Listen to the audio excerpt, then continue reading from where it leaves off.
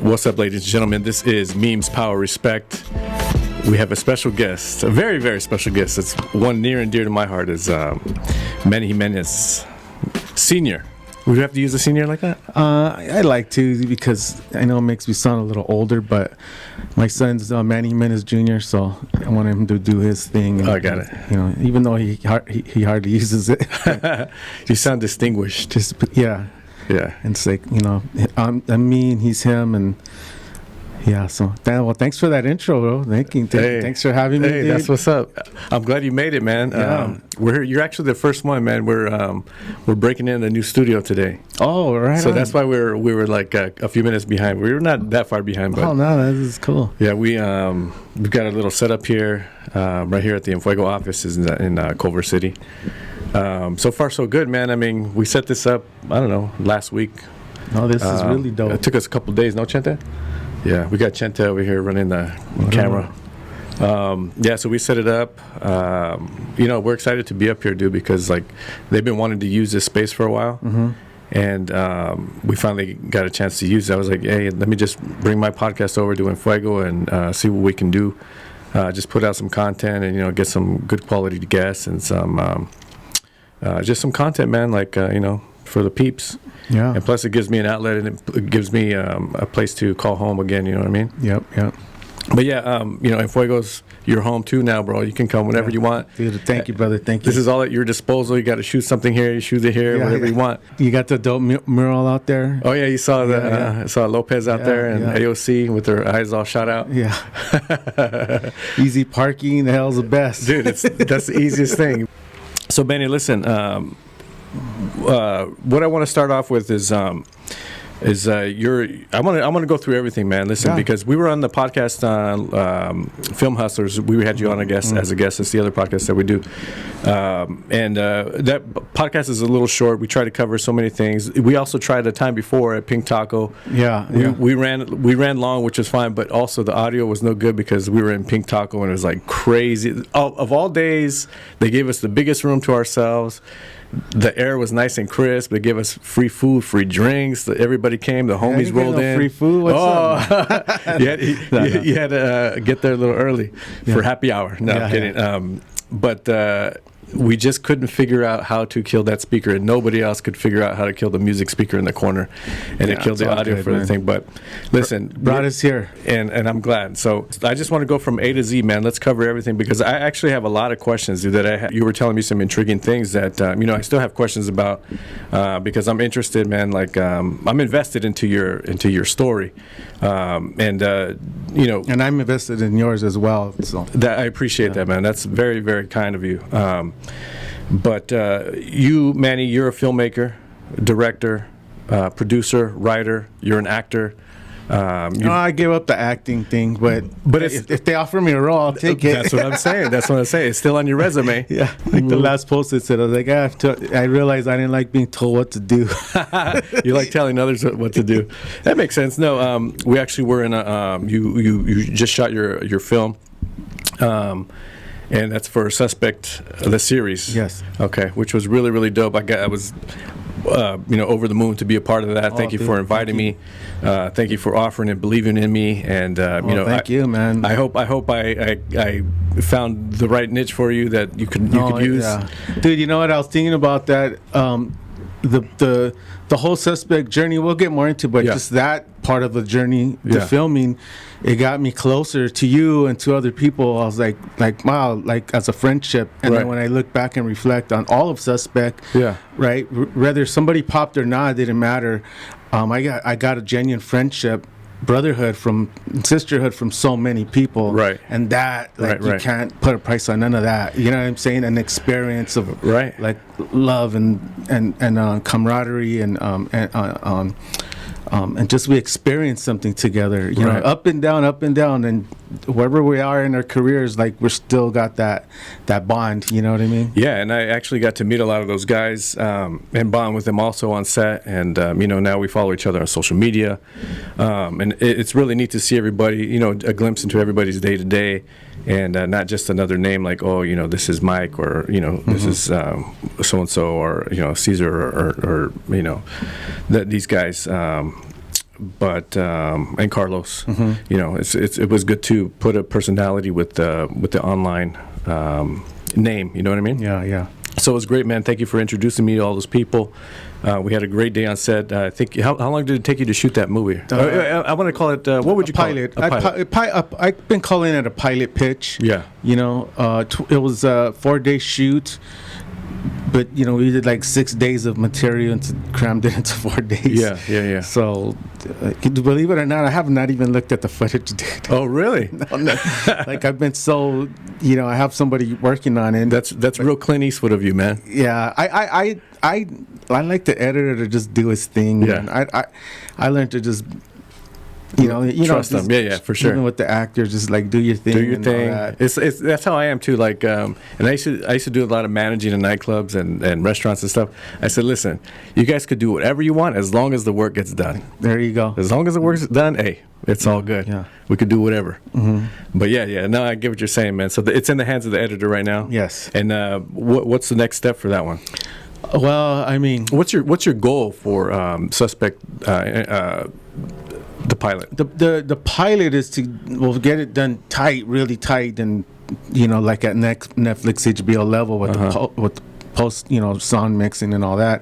But and then within our reach, have people watch it. I mean, nobody wants to read scripts. Nobody wants to read pitch decks. They want to watch one click. Yeah. And you got like 30 seconds, is to grab somebody's attention. You know, even when people send me their cinematography reels, their acting reels, like just because it's time consuming. Right. So we have 30 seconds to grab somebody, and if you don't grab us, then I got to move on. Yeah. And it's not trying to be a jerk or anything. It's just the way it is.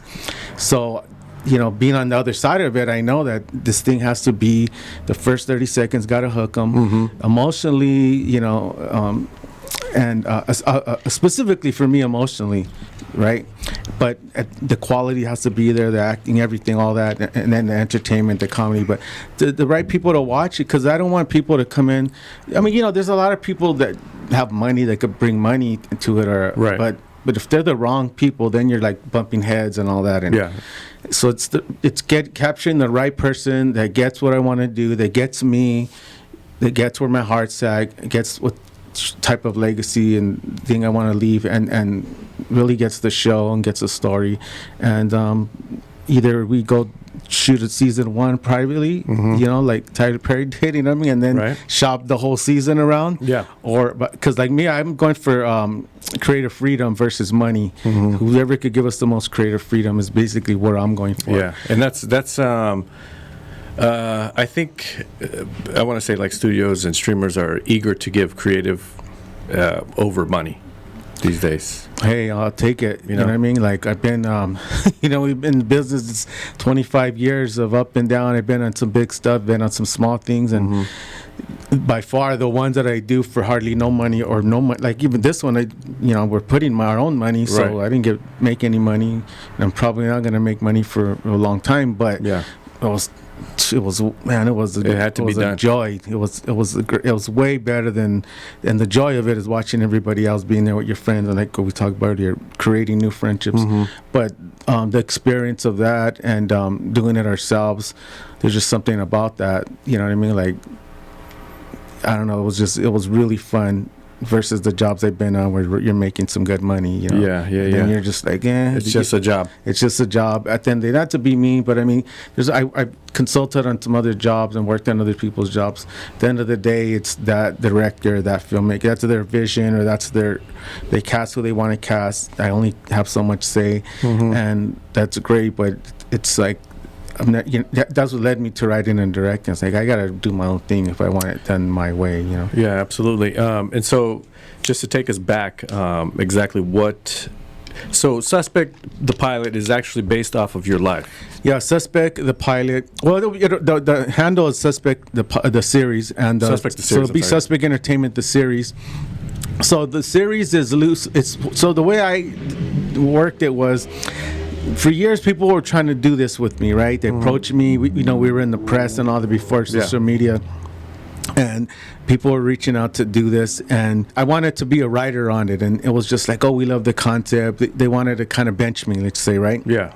And I was like, no, I don't want to do that. You know, Antoine Fisher is my friend. Right. He's your friend as well. Yeah. Great guy. And he gave me some advice and a few other people. And I was like, okay, I'm just going to hold on. I'm going to go learn how to do this thing. You know what I'm saying? Like, because it's like, first of all, we need a writer. All right. I learned how to write. Well, we need a director. Like, well, like everybody's busy. You can't wait forever for, even if you had a big director and you had a big star attached. People ask me to direct their music videos. Like, dude, I don't have time, dog. Seriously, as much as I want to do it, but it's different when it's your own thing. Yeah, it's it is. So it's a pilot, half-hour comedy. Let's just say like Entourage, right? Like a Chicano Entourage. Right. And what happened was I was writing a lot of stuff, learning how to write, but it was really challenging, believe it or not, writing your own story because I kept getting in my own way. Where like, oh well, it didn't happen like that. It happened like this. I was too worried about like facts. Right. So I knew it. One, I needed more time to heal because some of that stuff was painful. And then I needed more time to separate myself from the project. Like, okay, so now when I'm writing and see it from the outsider. Exactly. So now I call it TV Manny. Entertainment wise, looking at it, Yeah, I'm looking at it now. I separate it that it's my story. That's I'm a writer writing this story about a guy and this couple. And as I'm writing this and as we're doing it, I'm even realizing it's not even really the show that I thought it would be, because originally it was going to be, it's more about Suspect and Manny and all the fellas and all that, but like the more based off Carla, who we cast, and you know, like who was your girlfriend at the time, right? Who was my girl? Yeah, she's playing Connie, who was my girlfriend at the time, now my wife. Right. And what happened was, I was like, oh, this is not only a story about the entertainment, this is a story about a young couple going through it. You know what I mean? Like, how many people could relate to that? Any race, right? And young couple, but just going for it and just believing in each other, and but bumping heads, but like trying to make it happen. So that was like, dude, I even broke down crying the other day with my wife, and I said, man, like this is crazy. This is becoming something that. And that goes back to, as a filmmaker, you have to stay open-minded. Yeah. And I remember I watched Chuck Lorre. I went to one of those like SAG screenings at Netflix when Chuck Lorre was there for his the Michael Douglas TV show that he just did. And he was in there and he was saying like there's a show called Mom that was about it was about a mom and daughter reconnecting through, you know, they were being sober, right? And then the daughter had, you know, their kids and all that. But by the end of the show, it became they didn't even bring the kids back. It just became about the daughter, the mom, and like 3 other women, all in recovery. And that's what the show became, and that's what the show's meant to be. It was a whole kind of different show, but it'll still have the same deep elements and great storytelling, but it'll still have comedy. So I remember him saying that, and come on, that's in. So when we're doing the Suspect thing, I kept in mind like, oh, this is kind of becoming a little something more than what I thought it was going to be, or what I even thought everybody else, because not everybody knows my personal life story. Yeah, no, I only know that. I had when we talked. I mean, you let me into some things that you know I still have questions about, because I'm not that intrusive, but today I'm going to be a little intrusive. No, that's fine. I mean, I pretty much I'll just say I'm not going to answer that, or I'd rather not answer that. I'll just be honest. Well, I'm not going to ask if you're wearing chonies there.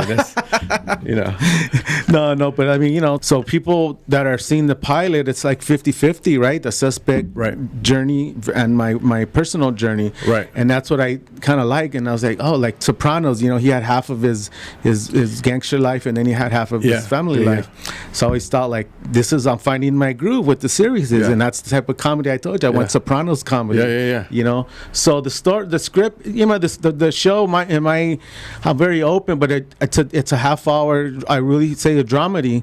You know what I mean? And it's about a guy living his not only, I mean, look, he's trying to survive. Right. First, number one, and he's trying to be better husband, better man, and be the dad that he wished he had, right? And then on that new journey, he's meeting other people like him, and they go on this journey together, and they form Suspect Entertainment, which goes into all the drama and all the comedy that happened for us in Hollywood. But at the end of the day, it was all about everybody healing and helping and lifting each other. We'll get more into that. But the show, I think it's I mean, you know, you never really seen homies helping each other. You know what I mean? That's true. Yeah. Or you don't hear about it. You don't hear about it. Yeah.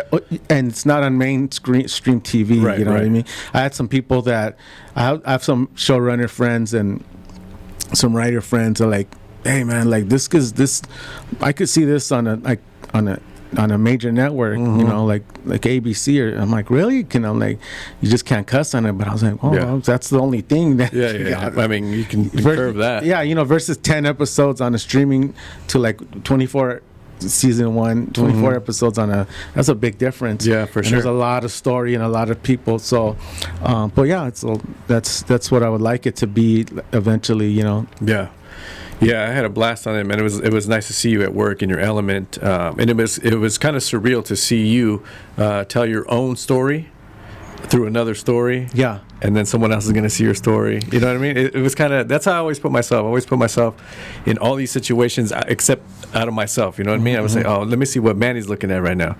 Let me study him on how he's visualizing this scene, or, you know, is that what really happened that day? Is it pretty close? Is he remembering look at the little grin on his face? Like, you know, that's that's an emotion that was captured that day that he remembers, that he's passing on to Frankie. And so all these things I'm thinking about too. And, you know, it was just a neat ordeal, man. And it was when you're able to work on a project that's so close to someone, like I have a lot of respect for that, man. Like it's just like, wow, thank you. Because if it was my story, I'd have a very, very hard time of letting go. And Chente knows, like I'm not controlling, but I like things a certain way. Yeah, same you know here. What I mean? We're controlling, bro. Let's just admit it. Yeah, even with like this shit, Chente, you know, bro. Chente works with me all the time. It's like, Chente, let's. We have a high standard. Yeah, I don't think there's anything wrong with that. Yeah, I think it's a standard that I've drawn myself. I wouldn't even say it's a high standard. I would say it's a standard that I've set for myself. Yeah. You know, because it's all perception. Mm-hmm. But my perception and what has worked for what I was doing and kind of the avenues that have worked for me, that's my standard. So you know, it's all open to perception and how people perceive my. Yeah, it might be somebody's low standard, but hey, cool. For me, that's cool. Until I'm shown a different way and it works even better and better and better, then I'm all ears. And I'm not opposed to learning, man. No. Same here. I just want to learn and want to be in the groove, and I want to be a part of something that not only looks good, sounds good, you know, entertainment-wise is all fulfilling for everyone, but I want it to mean something for myself as well. You know what I mean? I needed to be fulfilling that way too. I needed to feed my soul, not the ego. You know what I mean? No, absolutely. I'm all about feeding that soul, man, and the ego's last. And I think that's number one all the time. I think life hits us all and smashes that ego eventually. Yeah. No, dude. You know what I'm saying? Listen. I don't care how big it, like you just, at some point, life is just going to come in and boom. Yeah. No, I've had my ego smashed. Yeah. But I don't know. I would say roughly 84 times in the last year.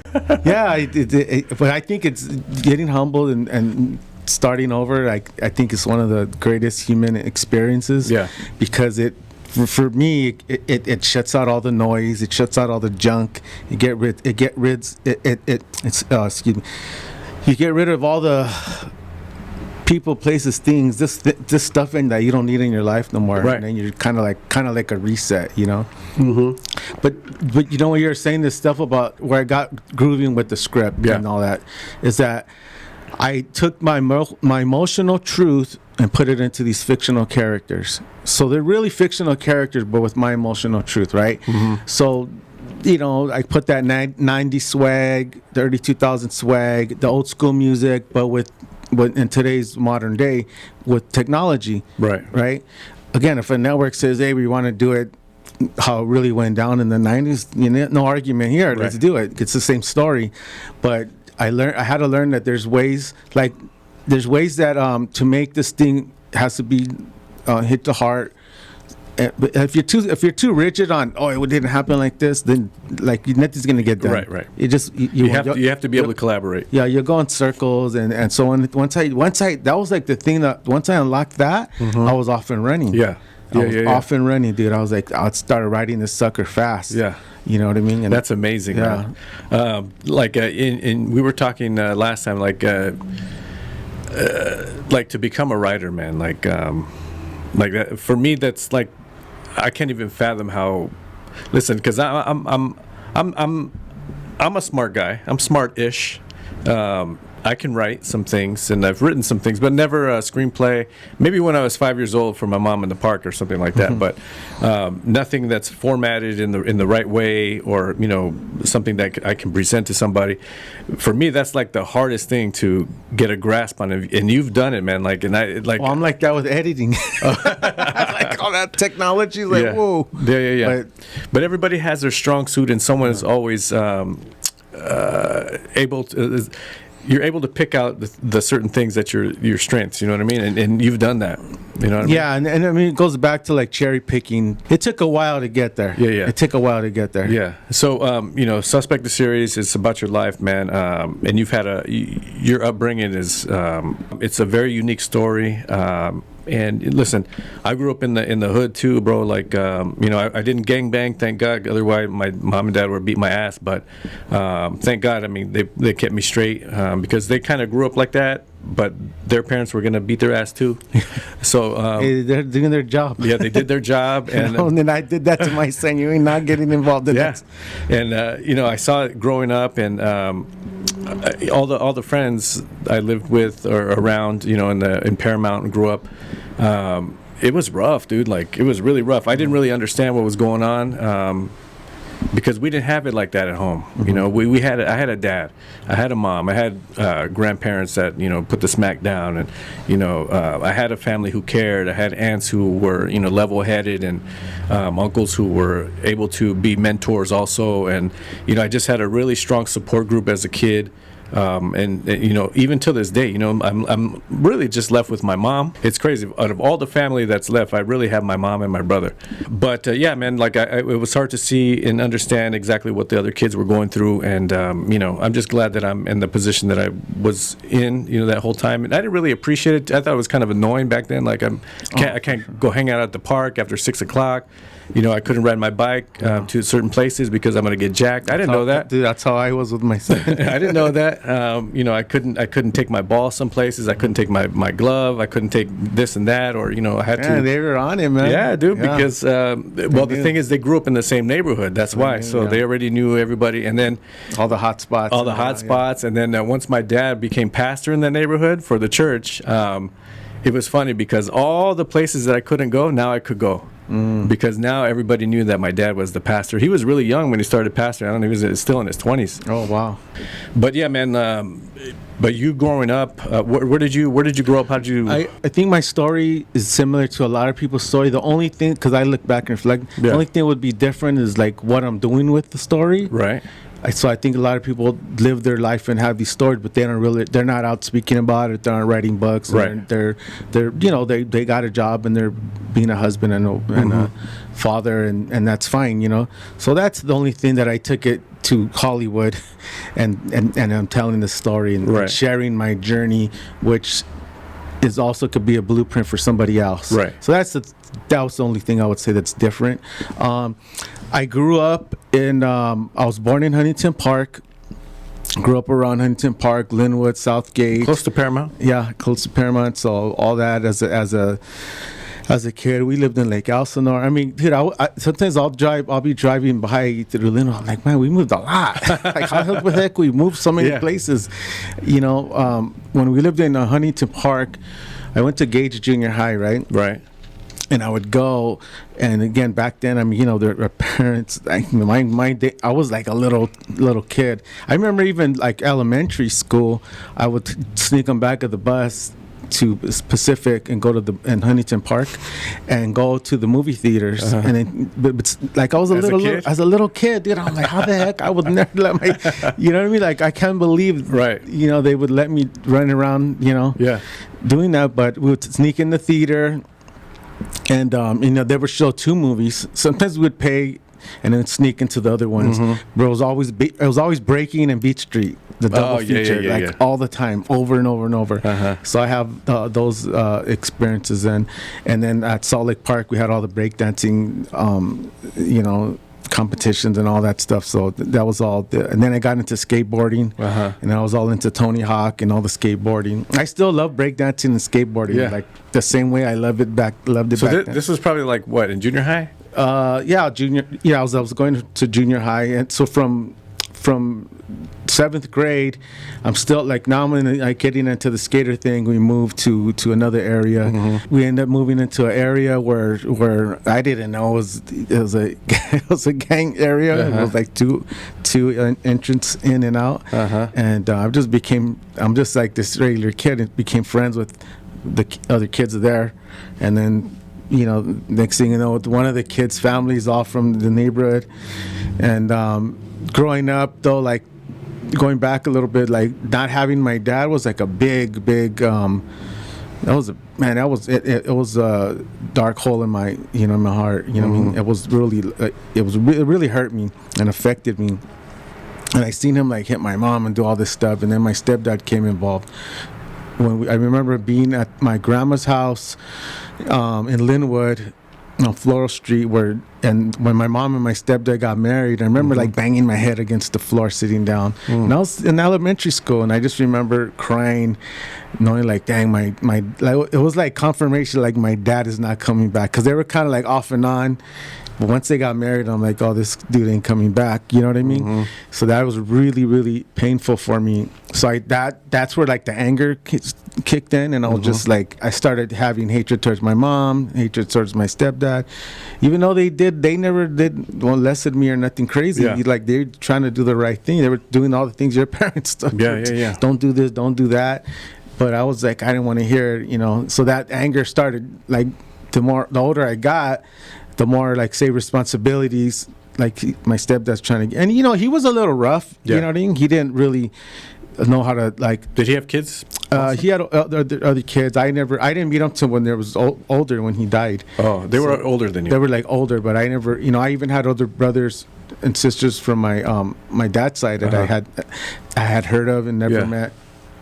But I remember, though, like, there was times where my mom said, oh, come on, we're going to go visit your dad, or we're going to go take your dad some food. And we would, like, there's on Firestone, there's a church out there on Firestone and, like, State Street a little bit farther down. Mm-hmm. And I remember specifically this one time we drove up to the church, and my dad he's a homeless man laying on the stairs of the church. Oh, my God. And it's crazy. You're on set with us, so that there's the photographer on set got this moment of me and Frankie talking, and it was this moment. I'll be posting about it soon. But so the scene where Frankie is playing me, Frankie Hernandez is playing me, Manny, in the show, and he's going to the homeless guy. You remember that scene, right? So when we're in that Great scene. Yeah, thanks. And I told Frankie, I took him aside. I'm like, hey man, so I'm giving him a little direction, you know what I mean? And I said, and I just started crying, because I remembered that moment of seeing my dad at the church, and I told him. And that was like the first time you caught your dad in the wild like that? Probably not, but I think that's just the one that just stuck with me for some reason. Just that image of him being like that. Wow. So I see homeless people. I stopped giving out money. I'll give out food. I carry extra waters and snacks. You know what I mean? But I mean, like, hey, it's somebody's pops. Whatever the story is. I know there's some people that are out there doing their craziness, drinking and doing whatever. But it's still somebody. This is a human being. You know what I mean? So they have feelings. You know what I mean? And So when I was telling Frankie, like, hey, so Manny's like grew up watching his dad, like, so he sees this guy, he has this husband. I remember just like it broke down, like weeping, and he's like, it was kind of like taken back. He was tripping out. It was like when Robert De Niro. You remember Joe Pesci gets killed and Robert De Niro's crying, and then Ray Liotta don't know what to do. That's how Frankie was. He was like, you're trying to comfort me. He's like, it was kind of funny, but I got really emotional. We had to walk away. Yeah. But so that kind of stayed with me. But as I got into, and I got bullied like in junior high and elementary and all that, and then I got into gang stuff, and then I became a bully, unfortunately. Mm-hmm. And I'm a short dude, so when you're young and short, and you're kind of bullies, like it's weapons. It turns in, you know what I mean? Unfortunately, but I'll go through the gang stuff a little and interrupt me if you. No, please, dude. This is good for me. I mean, I'm still learning about you, bro. All right.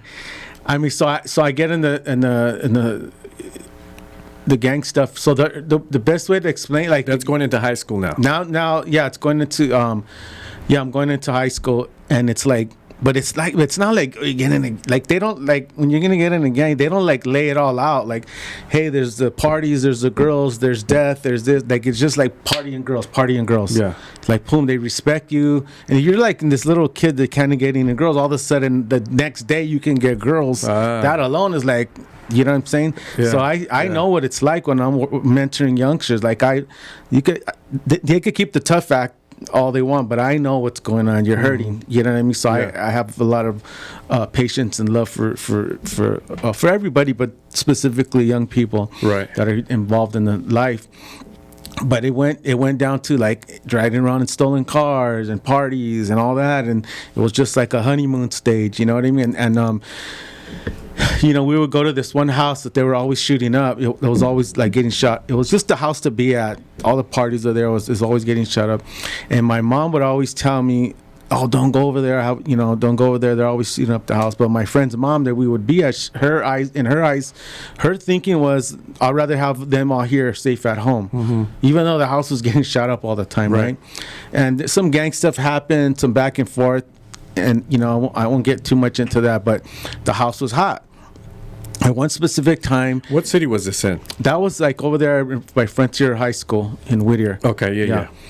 And in one specific day, like I had these girls lined up. I had I was kind of like, look back, I look like I was producing, you know what I'm saying? I was getting everybody there.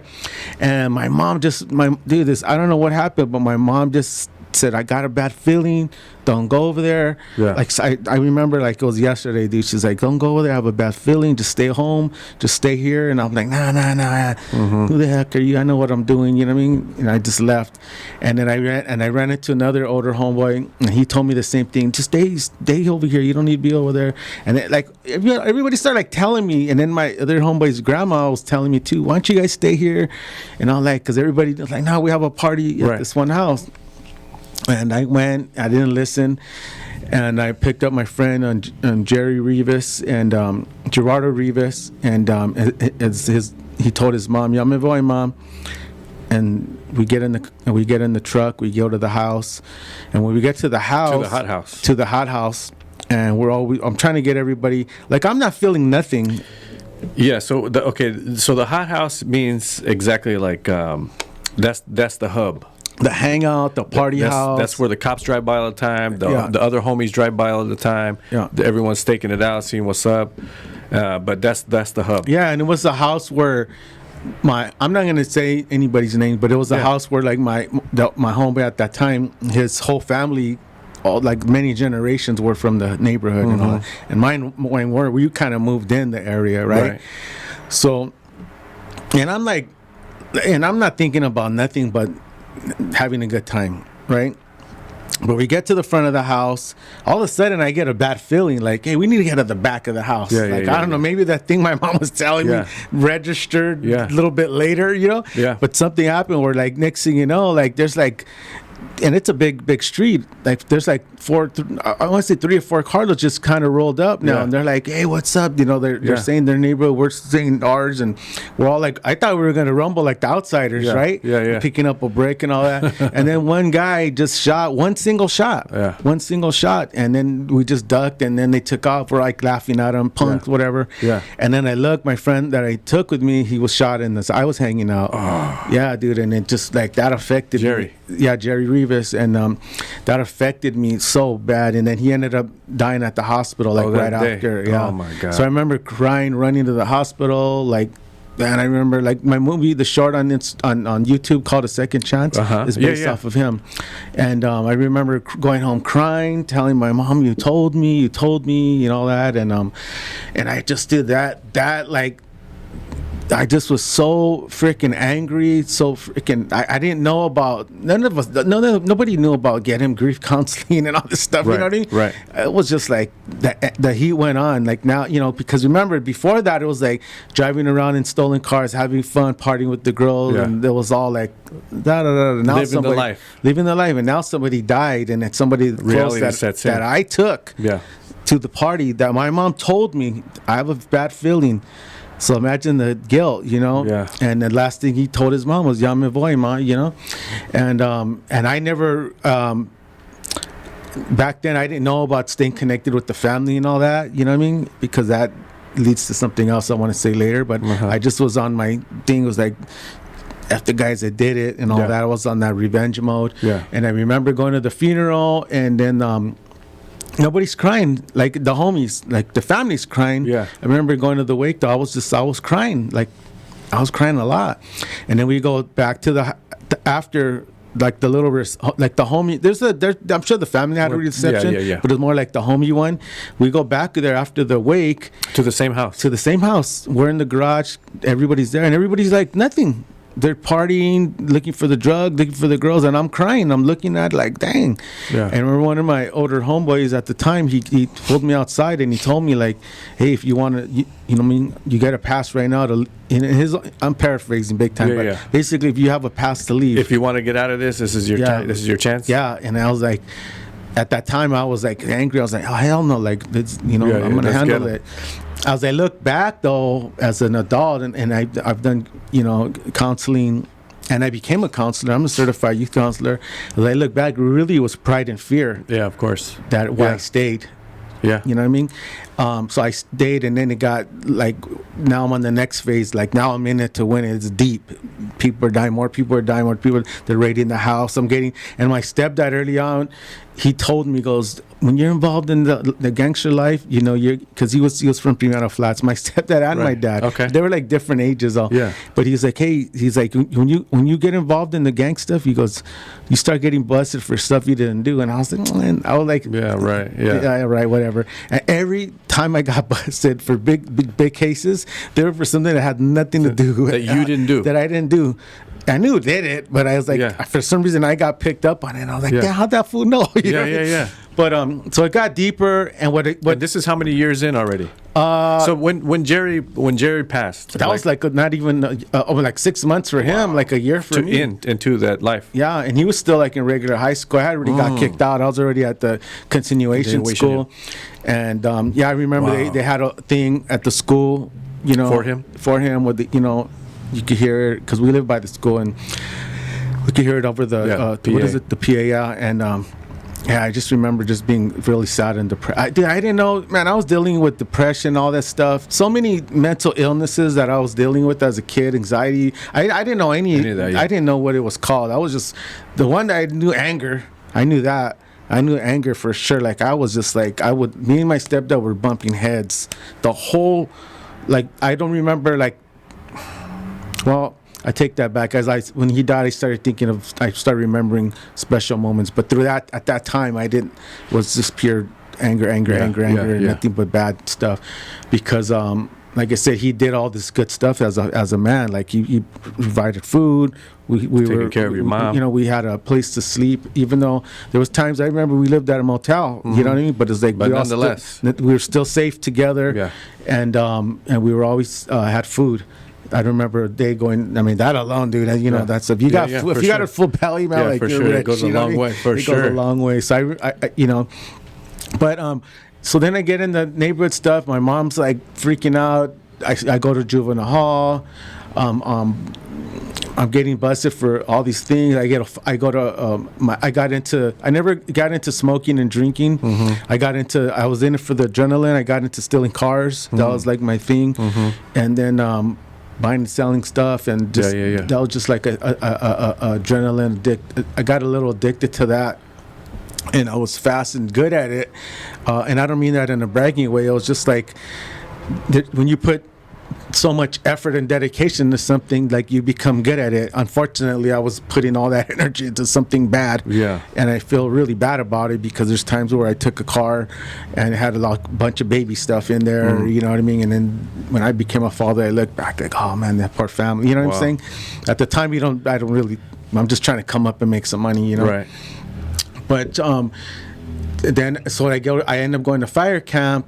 And there's because of my mom and my stepdad. So from fire camp, that's like for anyone who doesn't know, that's like well, there's adults and the juvenile one. I was in the juvenile one. Okay, yeah, and it was a fire camp. That's like a rehabilitation program for youth and adults, right? Yes. Yeah. But, well, they don't mix. So there's one that's for like 16 and under, and then there's another one that's like 16 to 18. That's the one I was in. And then there's the adult one that you go to prison, and then they let you, towards the end of your term, they'll let you go to like a fire camp on your way out of that. Something like that, but it's more like adults, right? Got it. But the one that I was on, it was like, and I hated it the whole time. Dude, it was like, it's a fire camp. You have to wake up super early. But I remember the first day running in the morning with the boots on. I started throwing up. I had blisters on my feet. I was just like, it was like, oh hell no, this ain't it. But I remember like, wow, when they get out of here, I'm gonna come up and steal these staff's car. That's what I used to say. And I ended up, I kept getting more time added on. I was only supposed to be there like 4 to 6 months or something, and being there like 10 months. Really? Yeah. They were like, what happened was they would tell me my date to go home. They kept getting, and then one day they didn't tell me. They're like, they're like, oh, you're going home tomorrow. I'm like, what? I go, man, I'm gonna sit in my bunk. So I don't want to get in fights or nothing to get more time added. But I want to go back and speak at that camp. But I learned a lot there from that camp. I learned a lot over there, and and I never really thought about it as I became a writer, but that was one of the first times I wrote. I remember writing a poem for like the camp newspaper, and they published it like best poem or something.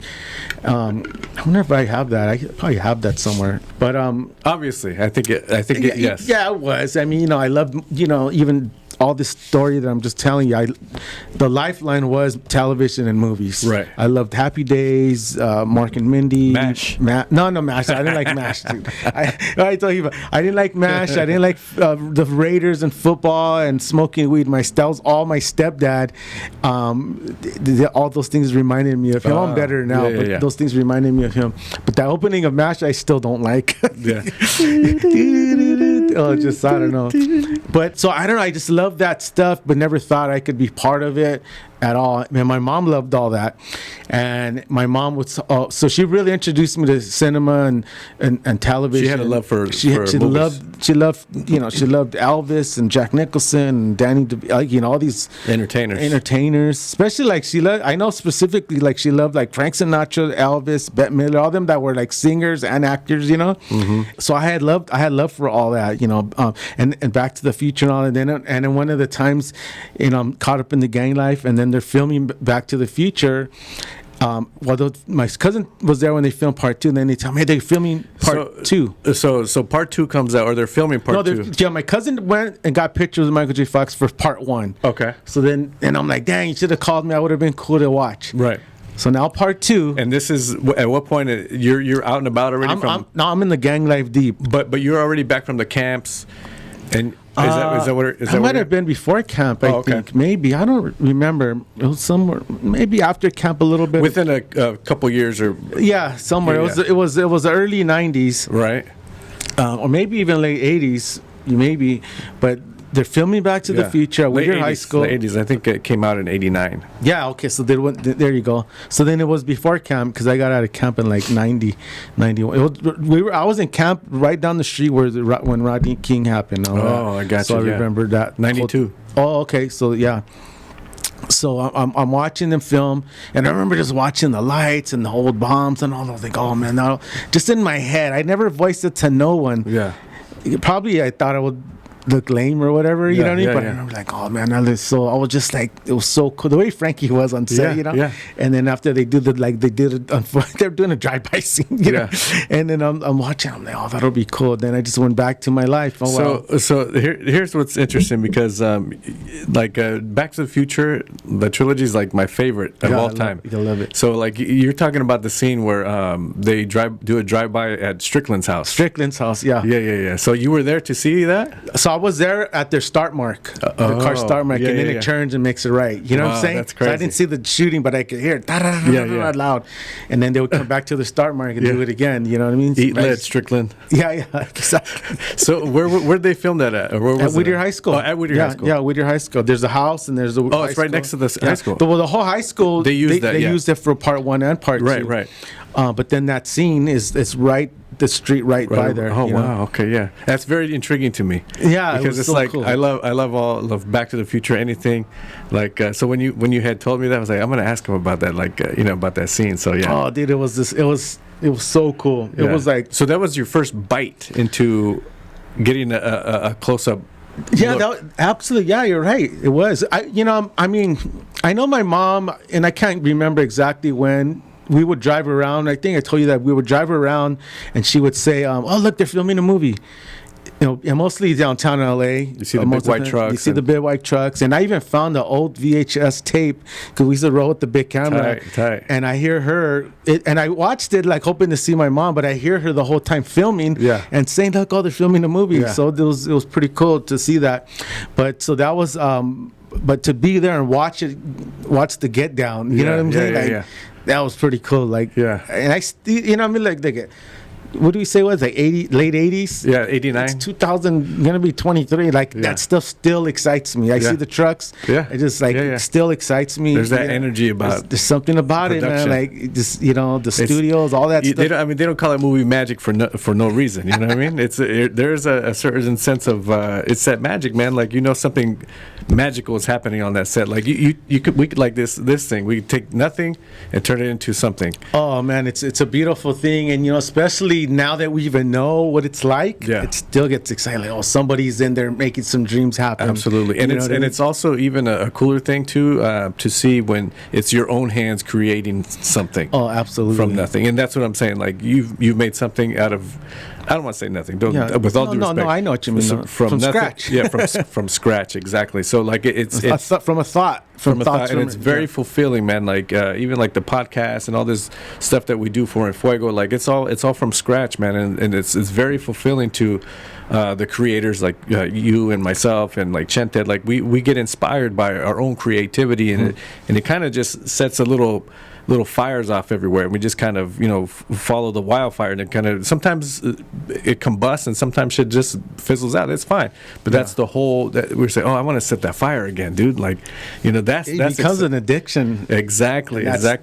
And that's something that I try to do with the mentoring when I see people struggling about finding their way. I'm like, you haven't found your thing, man. When you find your thing, it'll make you straighten your life out. Yeah. You don't want to go to jail and all that anymore and drugs, because you'll know like that thing that becomes your like new drug, and you're not hurting anybody and you're not hurting yourself, So that was very, very cool watching that. And then I get in the life deeper, more people died.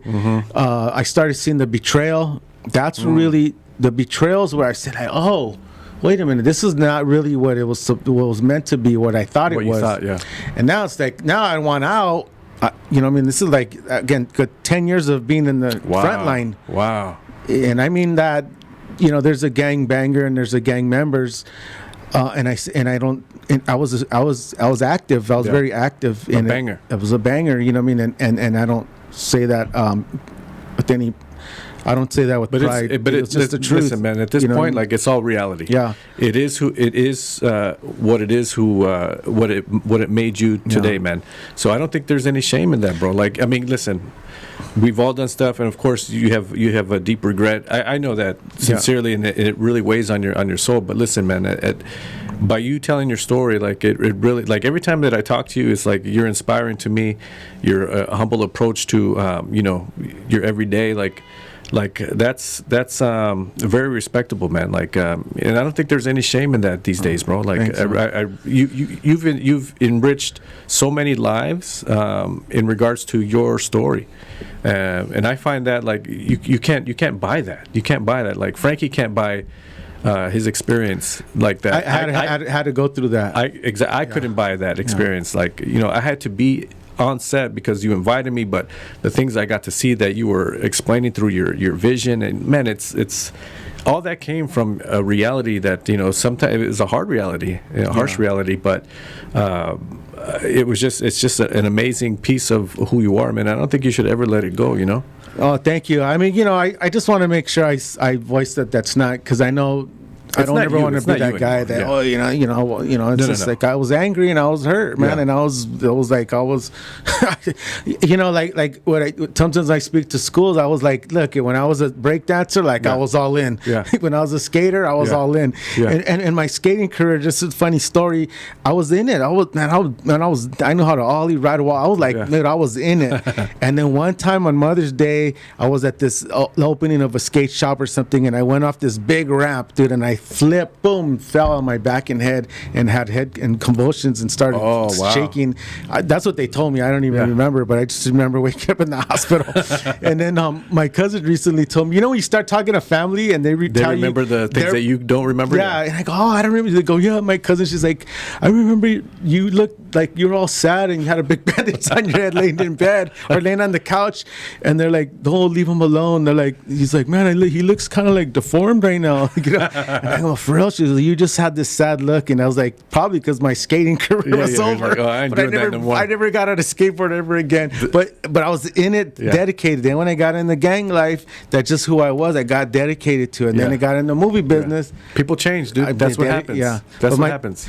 So I guess, you're right. So I had to go through that. But getting in the movie business, having that dedication, that work ethic, to be all in was a good thing. Ultimately, finding my way, But at that time, now I'm seeing all this betrayal.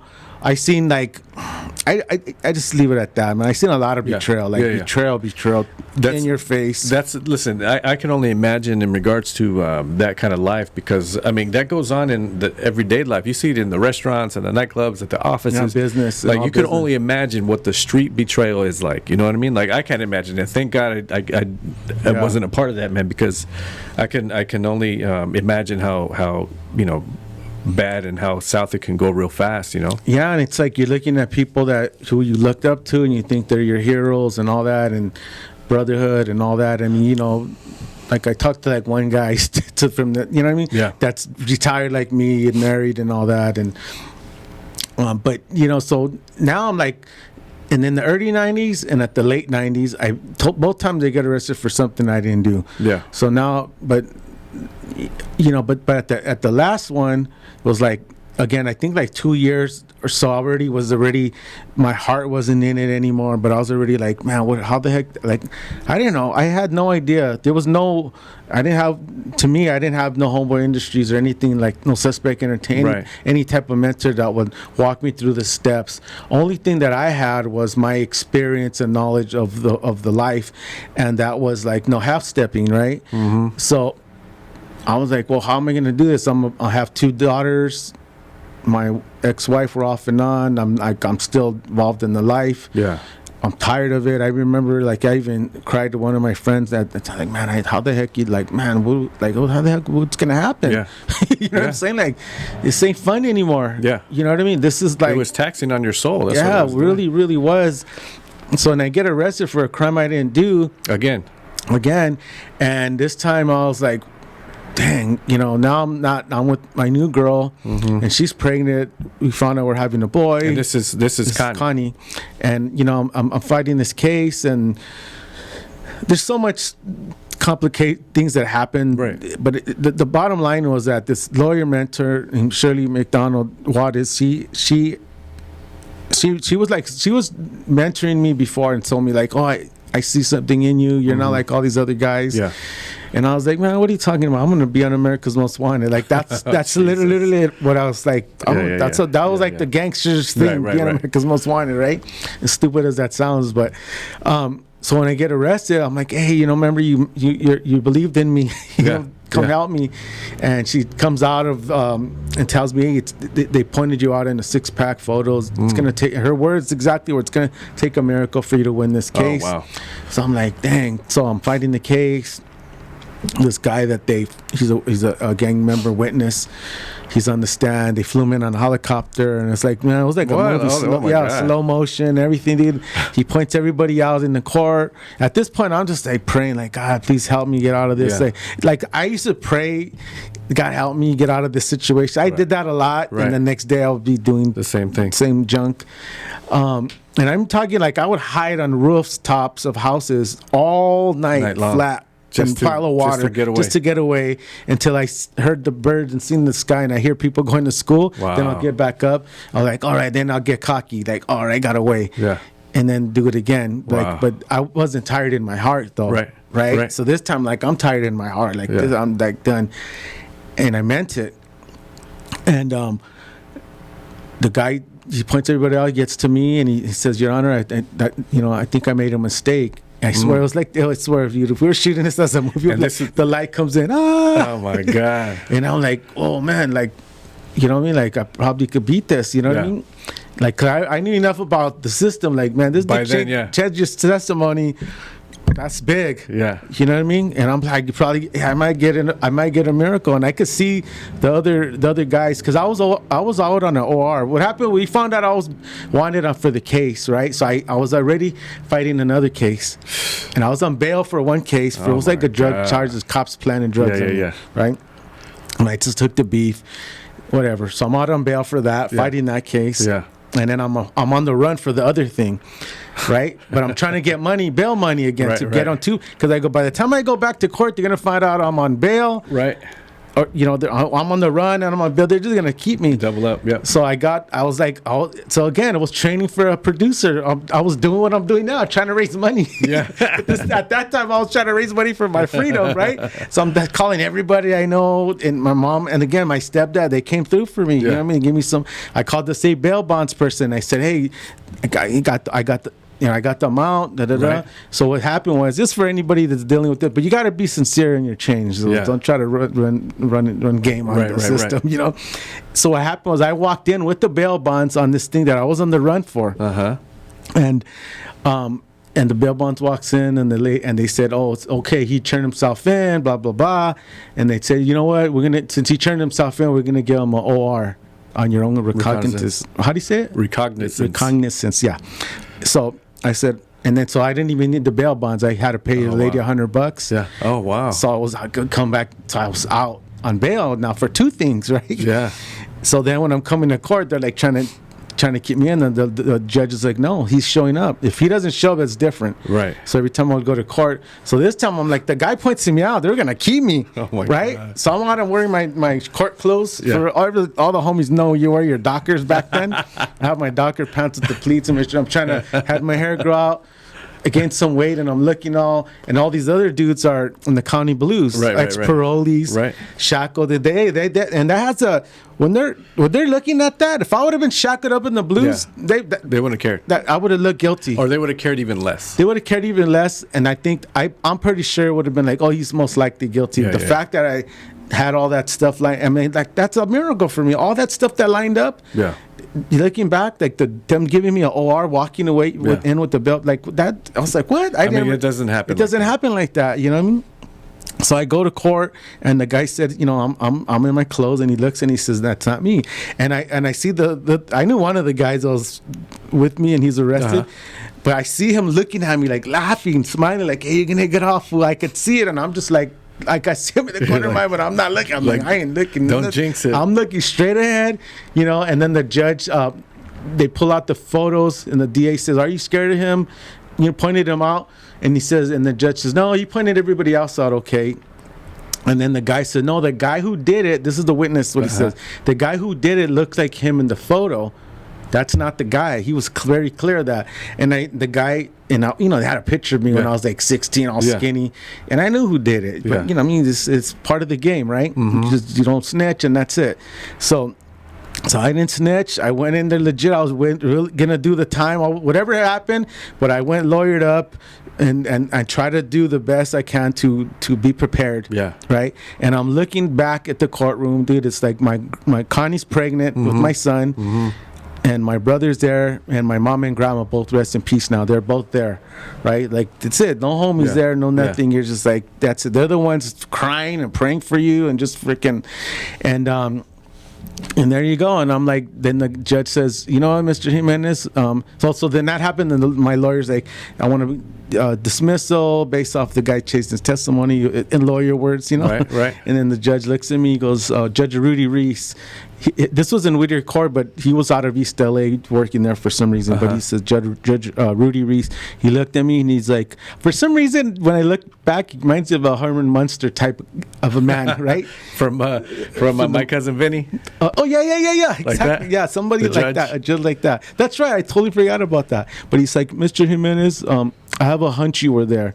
He's like, but I can't hold you on my hunch. He's like, case dismissed. Wow. And that's a moment where I just was like, I'm out of here. That was your come to Jesus moment. Yeah, I was like, I'm done. Like, no matter what, it really gave me the guts to say I'm done, because before I was kind of like, oh, what are they gonna think? And I'm like, man, I got such a miracle on all levels, because I didn't snitch. There's witnesses. There's not only the witnesses witness, but I'm like, there's other like street homies there that said he didn't snitch. He wrote it all the way legit. Wow. I got off legit, and I was like, I'm out. Wow. Nobody, like, what could they say? Yeah.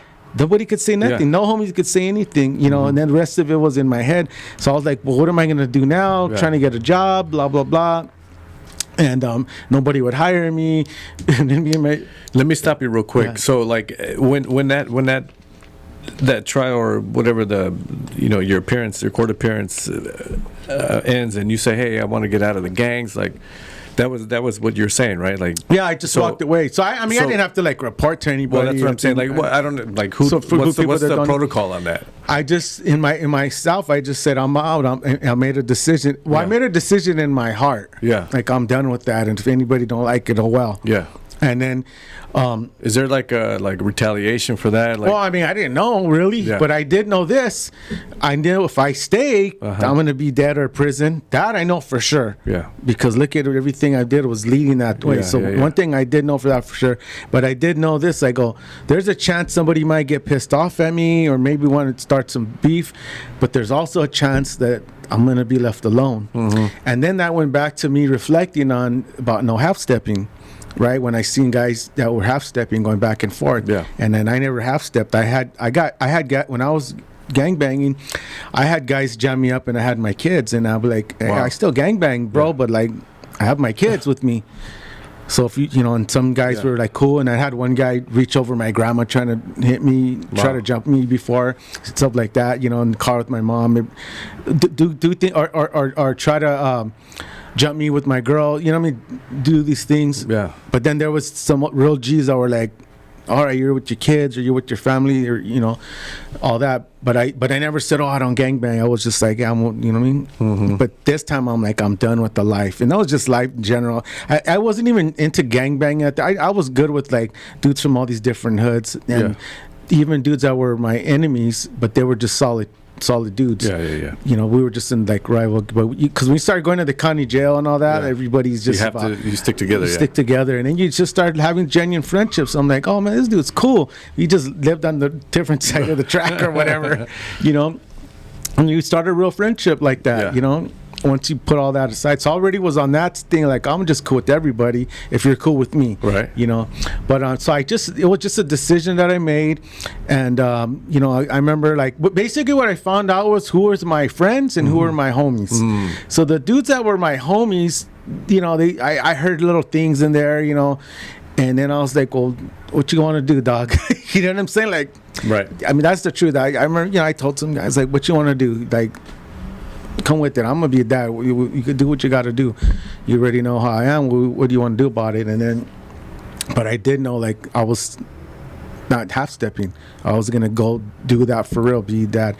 And then I started like, there was some times where like somebody died, a homie died or something. I would like go help at the car wash. Yeah. I was still helping in a different way though, right? And then they all knew like, oh man, he's really trying to get a job and all that. And then they're like, but like my friends were like, hey, do your thing, man, you're good. Like my real close ones, they're like, don't worry, we got you. They're like, we're still in it, we're still going 100 miles per hour, but you go do your thing. You know what I'm saying? So they kind of vouched for me, I guess, to the ones that were saying whatever. But in your head though, you're tripping for like a few years, like your pride and your ego is like, you know, I'm like, hey, you're gonna be a regular citizen now. You better go do regular citizen stuff. Right. You know what I mean? If you get into something, you ain't no coming calling the homies. Like, you just gotta deal with it on a citizen level, right? Or you're fighting with your girl, they ain't going back kicking it with the homegirls and the homeboys. Just deal with it, sleep on the couch or whatever. Yeah. You know what I'm saying? Yeah. Do like some real husband stuff, right? But then, so that's how that happened. And then the more I got in, I'm like, man, what the heck am I going to do now? Like, thought of going to the military, but I was like, I don't like getting up early. You know? I thought of going back to school, and I'm like, oh, I don't feel like doing schoolwork, you know? I was just like, man, what the heck am I going to do? And I was trying to get all these jobs. I got a job at Fedco. I was there like a month. And I remember some guy, when all this happened, dude, I'm like broke. Yeah. No bank account, no driver's license. Like, I had nothing. I was like lonely. I was sad.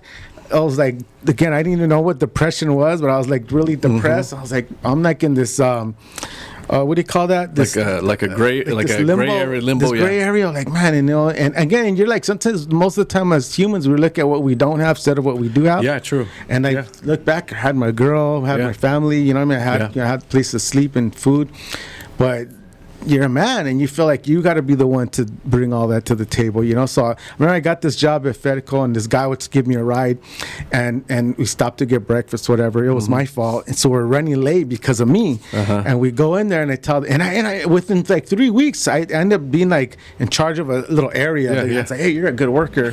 So like, all right, cool. So I was always just dedicated to do my work, right? And we get there, and I didn't know you're not supposed to do this back then. So I told dude, just park. I'll clock us in. Oh, okay, so I clocked us both in.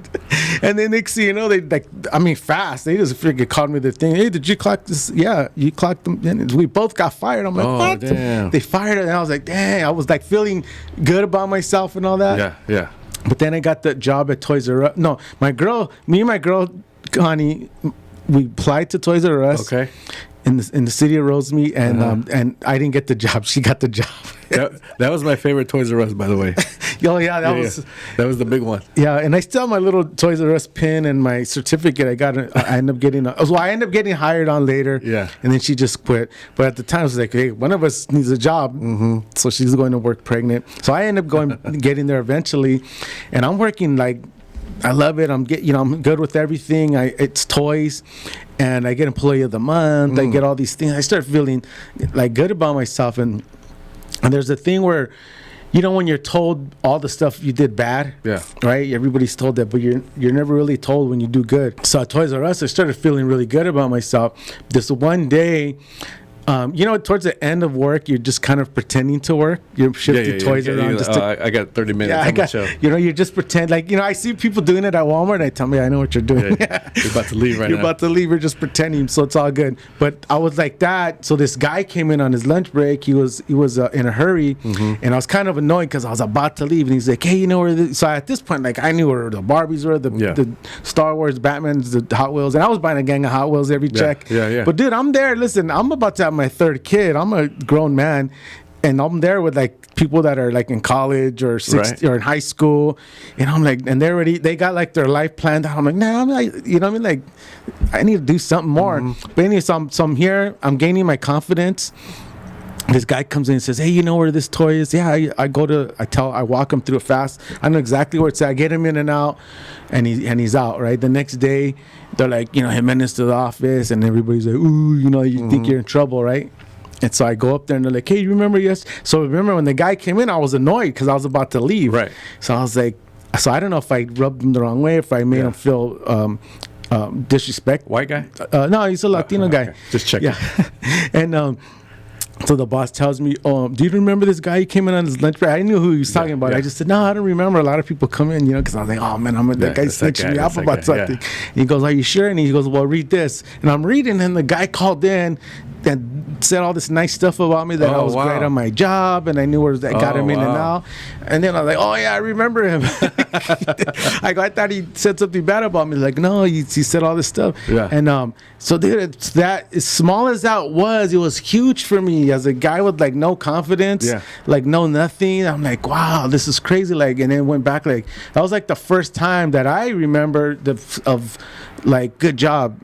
Good, you know what I'm saying? Like, recognition. Yeah, I mean, because I see, I just did that I do that now. It made me strike a nerve.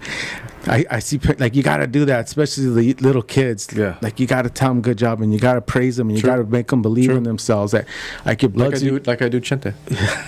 Like, even, hey, we need it as adults too, No, for sure. But when you tell a kid, like, they're really gonna believe whatever you tell them. That's true. Yeah, I used to be very impressionable like that. If an adult told me, like, "Hey, man, you're doing a great job," like, huh? Like, you know, and it meant something. And I can pick like a handful of times that happened to me. Yeah, but yeah. Yeah, and so I don't remember. That was like the first time I ever remember that. I mean, the lawyer told me she believes in me that I could do something more. Yeah. You know, but this guy tells me that, so I was like, oh, cool. And then I get Employee of the Month. I get these little stars and stickers. Yeah, little pin, and Oh, okay. So I was like, all right, cool. This is cool. And then they try to put me in the PlayStation Electronico. Yeah. But they got to do a background check. I'm like, oh man, I'm not gonna get in that one. And then sure enough, the lady just said, she was like, oh, I want to sign you up for all that, and we got to do it. I was like, but I never heard back. Yeah. And she just looked at me, and she never said anything. Right. But I knew. You knew why. But I was like, it's cool. It's But what happened was my girl was still like, what am I going to do? What am I going to do? Yeah. And I would go home. The hours I would work, I'd go home. And my girl picked me up with their mom's car, and I would watch Jay Leno on The Tonight Show. Mm-hmm. And I was already kind of like, man, I watched Robert Duvall say that he worked at the post office. He had this great job, but it wasn't what he wanted to do. Then I seen one of Will Smith where he talks about his dad, how they built the wall one brick at a time and all that story. And he's, when he's done building the brick wall, like, you could do whatever you want, never say you can't. And then so I was already kind of like, but I didn't know. I don't even know. Maybe the internet was there, but I didn't know how to use the computer or nothing. I didn't even have a cell phone, nothing. And so Tarantino said, but I did think like, oh man, they're always my criminal record's always going to follow me, because in the regular world, that's just what it is, right? Yeah. And Tarantino was on there, promoting Jackie Brown, and he said, nobody cares where you come from. Because he was talking about how you went to jail for having all these tickets or whatever. Yeah. And I was like, oh man, I gotta go do this thing. So I told him, great, we're going to Hollywood. You're inspired. You're inspired, like, I gotta do it. Like, it's something that, made me like out of the, then I kind of like had a flashback of all the times of Back to the Future and all the times watching movies and all that. It was leading you up to this point. It was leading me up to this point. And one of the times too, there was a time when I was like really caught up gangbanging. I had a homeboy walk up and said, he's a good looking dude. He says, hey man, check this out. So fool gave me a business card, told me if I want to be in the movie. Yeah. And I'm like, hey, let me get that business card. Yeah. He goes, man, I ripped it and threw it away. I'm like, oh man.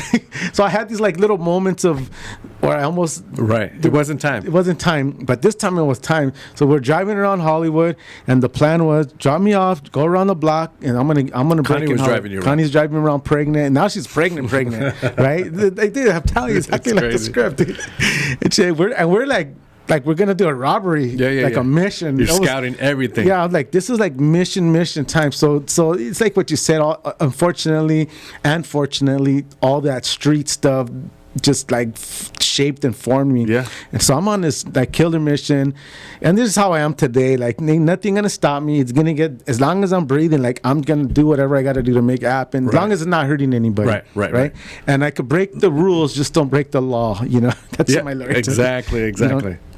So I'm like on a mission, going to all these movie sets, rejection. Just showing up to, and I didn't know what they were, but it was like a grip guy or somebody like. But that's bold. That's very bold to do.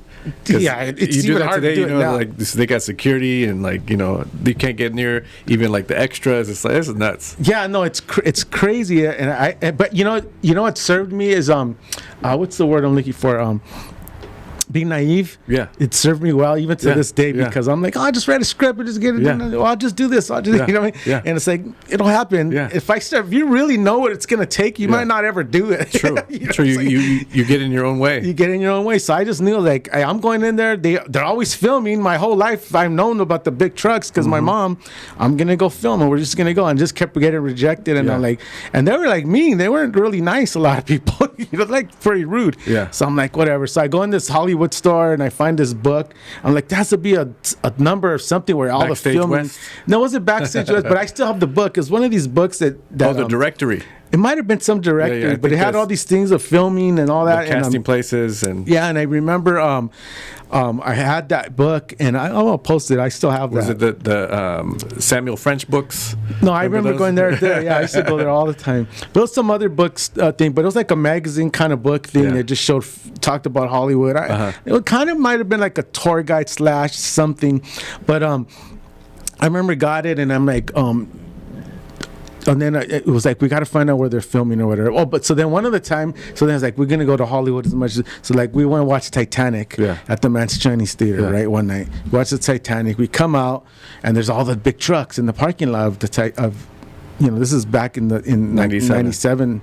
So we come out, and I see all the trucks, and I'm like, oh, I get all... What are you filming? Yeah. You know what I mean? And the lady's a security guard, and it's like, but it's like closed set. But she goes, oh, we're filming. And I had already seen one of those Entertainment Tonight's talk to Jackie, Chris Tucker, and Jackie Chan about Rush Hour. That we're filming this movie Rush Hour. So I knew they're like, oh, we're filming this movie called Rush Hour with Jackie Chan. I'm like, oh, all right. I got so excited. Yeah. I'm like, oh, well, yeah. When are you filming? It's like, oh, we'll be filming in this whole street tomorrow. Perfect. I swear. I swear. This was my thinking. This is my chance. I'm going to be in the movie. I said, babe, I'm just going to walk up to Chris Tucker and Jackie Chan and tell how you get in the movies, and that's it. Yeah. So I'm like, all right, remember that. I don't have a driver's license. I don't have a car. Yeah. And then my girl works during the day now. I call my brother. Yeah. Bro, you gotta. And I do remember. I love them all, and I forgave them all. But everybody just laughed at me when I said I'm gonna go to Hollywood. I swear. And he's like, "All right, I'll give you a ride." He's like, first he's like, "Hollywood, you're dumb. That's dumb. That's lame." But I don't care, dude. You gotta be here. You remember, I don't like waking up early, but I was up early. Yeah. I'm ready to go to Hollywood, and I'm gonna go meet Chris Tucker and Jackie Chan, and I'm gonna get on that set some way somehow. Right. And I, dude, he freaking dogged me, dude. Your brother? Yeah, finally got a hold of him. I was like, oh, that's lame, and he just straight out dogged me. I cussed him out. Yeah. And I was like, damn, there goes my shot, Yeah. But I just kept going. And finally, I end up on some shoot. I remember somehow I got past the security and I end up where the buffet was, the big right before lunch was set up. I mean, it was already set up, but like right before they called lunch. Before they came out, yeah. And I was like, oh, shoot, like, man, I got to do this. This is pretty cool. And then the guy, I think, again, I didn't know at the time. I think he was the second AD. Maybe that's subconsciously. That's why it rolled. Yeah, what a trip. And I'm barely putting that together. Because the first ADs, they're like busy. He's tied with the director. Yeah, and this guy, he says, "Hey, I go, hey man, I'll do it for free. I'll sweep. I'll do whatever." Yeah. I remember telling him that. He goes, "Nah, go get on legit." I was like, "Well, how?" And they just like, "Hey, we're busy." I am getting the brush off, but a polite brush off. Right. So I'm like, man. So I walk back out, and I'm just like, my girl's waiting for her to come back out, and I see a white boy with dreadlocks smoking a cigarette. Yeah. And I was like, bro, like, how do you get in the movie business? He's like, bro, I'm just an extra. I go, well, I'm like, dude, I want to be an extra. You're my hero. Like, how do you be an extra? And I was like, dang, man, that's like literally like I was about to like almost give up. Yeah. Right. And he told me that, so I got the number. It was called Senix Casting, which is now Central. Right. Oh, yeah, you remember. So it's called Senix Casting. He gives me the number, the 881 number. Just call this number. I get home. Listen to the recording. My girl comes. I go, I got a number. I was like, dude, it was badass. I got a number. I get home, call it, and they're like, casting, and I just hung up. I was like, "Whoa, man, this is real! Like, it's crazy." And then I called again. They're like, "Oh, I want to be in the movies." And like, "Are you union or non-union?" I don't know. Like, okay, you're non-union. Fool. So they give you the number to call, register, and all that. So I'm going over there, like I'm going to court again. The doctors trying to just like so I could be in the movie, and then they start asking me to play gang members and whatever. So I'm like, "Oh, this is cool." They didn't ask for there's no application that said, have you been convicted of a felony? Nothing. They didn't care. Just show Jeffrey Dahmer. Oh yeah, come in, sir. It was so easy. I was like, man, this is crazy. So I just knew that I had to spread the word. Yeah. And I just knew, like I told you, like the first time I got to a set was at Universal Studios. Yeah. And remember, growing up, my mom took us there a lot. Yeah. I got a lot of photos, Polaroids and stuff at of us Universal. At Universal. Yeah. So to go work there was like full circle. That was crazy. That was my spot that I always wanted to go. Like, where you want to go? Disneyland? Knott's? No, I don't go to Universal. Yeah. So I get get there, and it was the first thing. And I remember going on set, and I was like, oh yeah, there's the food. And I was like, hell yeah, it was cool. I mean, it was just like watching Frankie, right? That's what it was. And I'm like, oh yeah, I'm gonna do this forever. I remember just saying to myself, I'm gonna do this for the rest of my life. Yeah. And then I remember too, like, I wonder how movies are made, and I'm like, oh, script. You know, I'm like, one day I'm gonna write a script. I just started like kind of talking to myself, and it's crazy. I'm only thinking about it now. When you're doing it, you're just like thinking it. You're not, but I'm like, yeah, I was like telling myself, you're gonna do this, you're gonna do that, and I got in it, and I started meeting other guys like me, and I was like, we're in it, and now like my family's tripping out, like, hey, you actually broke in. You know, it's like I'm in the movie business, man. That's it. It's over. That's a wrap. And they all knew, like, hey, you're a pretty dedicated guy with all the stuff you've done. Like, I'm gonna be dedicated to this, you know. But then it was like, I had to tell more people, and then like some of the homies, hey, get me in. I had a couple of them, hey, I'll get you in, but you can't be messing around, you know. So we started getting on movie sets, and it started being, you know, it would be fun, man. You're an extra, and sometimes you get mistreated or whatever. I got into it with some people. I told some people off. Yeah, dude. Hey, listen, I've told people off, and it's like, what is going on here? Like, this is how it should not be like this. Yeah, and I, as mad as I got all these years about that, again, it needed to happen because it just was a constant reminder, like, to not do that. When you're in that position, don't treat people bad. Right. And so I had to go through that. I had to just get really disrespected and learn how to just shut my mouth. And it's like, you know what, it's cool. I'm not going to do that. I'm going to make sure that I'm never going to do that to people. And I'm sure I've rubbed people the wrong way. Right. But as I got to it where there's sets that I have control on, and the people that I'm around, I'm like, that's the number one rule. Like, do not, I don't care if we're jeopardizing the project, do not mistreat anybody. Right. Respect first. Respect first. You don't gotta like each other. You gotta love each other, but you have to respect each other. And I want everybody leaving like, hey, feeling good. And on that note, one of the first short films we were doing, the East Los short. Saul, the DP that was on. Oh yeah. He brought a friend from college who had did PA work. She had did a little bit of PA work for I'll just say it. She said it was for Tobey Maguire's company. Right. And some people. And then she comes on our set, and she tells Saul after, she's like, this was the first set where actors were introducing themselves and asking her name. And that'll act like everybody. It was. It's like everybody, all these other jobs, no one even talked to her. Like, they're just like, she's nothing. And I was like, man, I remember, like, I got teary-eyed. I was like, all right, good for the guys. Like, you know what I mean? Like, that goes a long way, dude. That made me feel so proud because I stressed that to all the guys. When I say all the guys, is all the guys that are reformed gang members that are now actors. Is all the crappy stuff we did in our lives now to come in and you know, because people in Hollywood, as you know, treat people, they only treat certain people good because they could do something for them, right? When you can't do something for you, it's like you just get dismissed, like you're nothing. And I've seen that happen. But there's times where I was like, everybody's nice to me, and I already know why they're being nice. And then there's some where we're just be cool, we hit it off. And I'm probably have done it too. You know what I mean? Not even real, because you don't realize you're trying to get to a place and you're on a mission, and you're like, oh, this person could help you. You know what I mean? And then and then when it happens to you, you got to take a step. Oh man, I wonder if I've done that to people. You know what I mean? Yeah. So again, I can't say that I didn't. I know that I had to, you know, I'm not perfect, so I'm sure I've done that to people. But I did know that I checked myself constantly on that, and to make it right if I did moving forward. But when that girl told Saul that, and Saul told me that, I was really, really impressed. And I was like, all right, cool. That's the type of vibe I want on all the sets. And so I'm in Hollywood now. Everybody's you know, and then it's crazy. We end up working on the same project. We didn't know about it. You know, we're on Playing by Heart with Angelina Jolie. You know, and we talked about that. So that's crazy. So back then, and I think this is like '98ish or something like that. It's like, I think when I started busting into that stuff, I got a few consistent gigs as, you know, being extra. You know, I hooked up with some guy that you know, hooked me up on jobs all the time.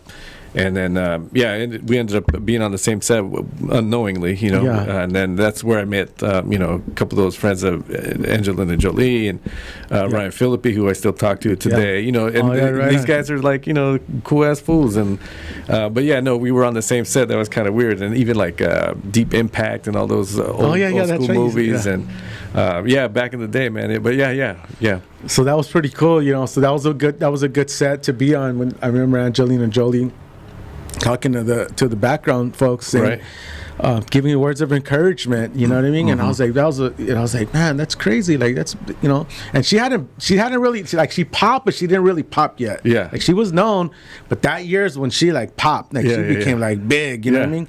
And I'm like, oh, like, and she, you know, we meet her, you know, she's cool, dude. She's like, just call me Angie. I started seeing her on other sets. Yeah. And then I snuck in the Oscars with Noel and Enrique. And I seen her right after she won her Oscar, dude, in the lobby of the Shrine Auditorium, and she has her Oscar in her hand, and I go up to, I'm like, Angie, and she goes, hey, and she gives me a big hug, dude. It's funny. Wow. Like I told you, I don't know if she really remembered me, but hey, and the guys that I was with, they were like, dang, you know, Oscar winner. She like turned and hugged me, you know, and got a big smile, and she's holding her Oscar, so that made me look pretty cool right there, you know. That was one of those dope moments, and but just trying to figure out of trying to meet people, trying to network. You know, we start sneaking in the SAG Awards and the Oscars and all that, and they're like, we're trying to network, but I'm like, at the end of the day, I started learning like, you can network all you want, but like you better have, you know, it really comes back to like, you got a script, you got a project, you know, like you're just meeting people, talking, and that's why I was like, man, I got to like do something. But I became known for, I could get a guy. I know a guy with the lowrider. I know a guy who's short with tattoos. I know a guy who's tall with tattoos. You know, I know a big, you know what I mean? I knew, I could get a location. And then as I doing that, I remember different people like, oh, you're a producer. I'm like, I don't even know what that is. All right, whatever. Yeah. Well, you should do this. You know, and then only thing we knew was like actors and casting, right? Oh, so we're like, we'll be a casting company. Yeah. It's not really what it was, but so we started doing it more and more and more, and then we did this Ollie G movie in the opening. So you started getting your roster together of all the people that you knew. And it just started happening organically, not really planning it. Yeah. It just was like, but it really was, honestly, it just came from, I could say this sincerely, it just came of like, man, if this is cool, free food, they don't ask you if you've been convicted of a felony. I'm telling everybody. I'm gonna bring all the homies. This is dope. So this was the birth of your Suspect Entertainment. Suspect Entertainment, and it was a group of us, you know, and all of us had our handprint or a little bit of their DNA in it. The only thing that I could say that I did different from everybody is that I stuck with it. You know what I mean? It's I went through the painful times and the good, and some people, and we're all good now, you know, but some people left because it wasn't happening, you know, and at the end of the day, it was like my wife and I stuck with it, you know what I mean?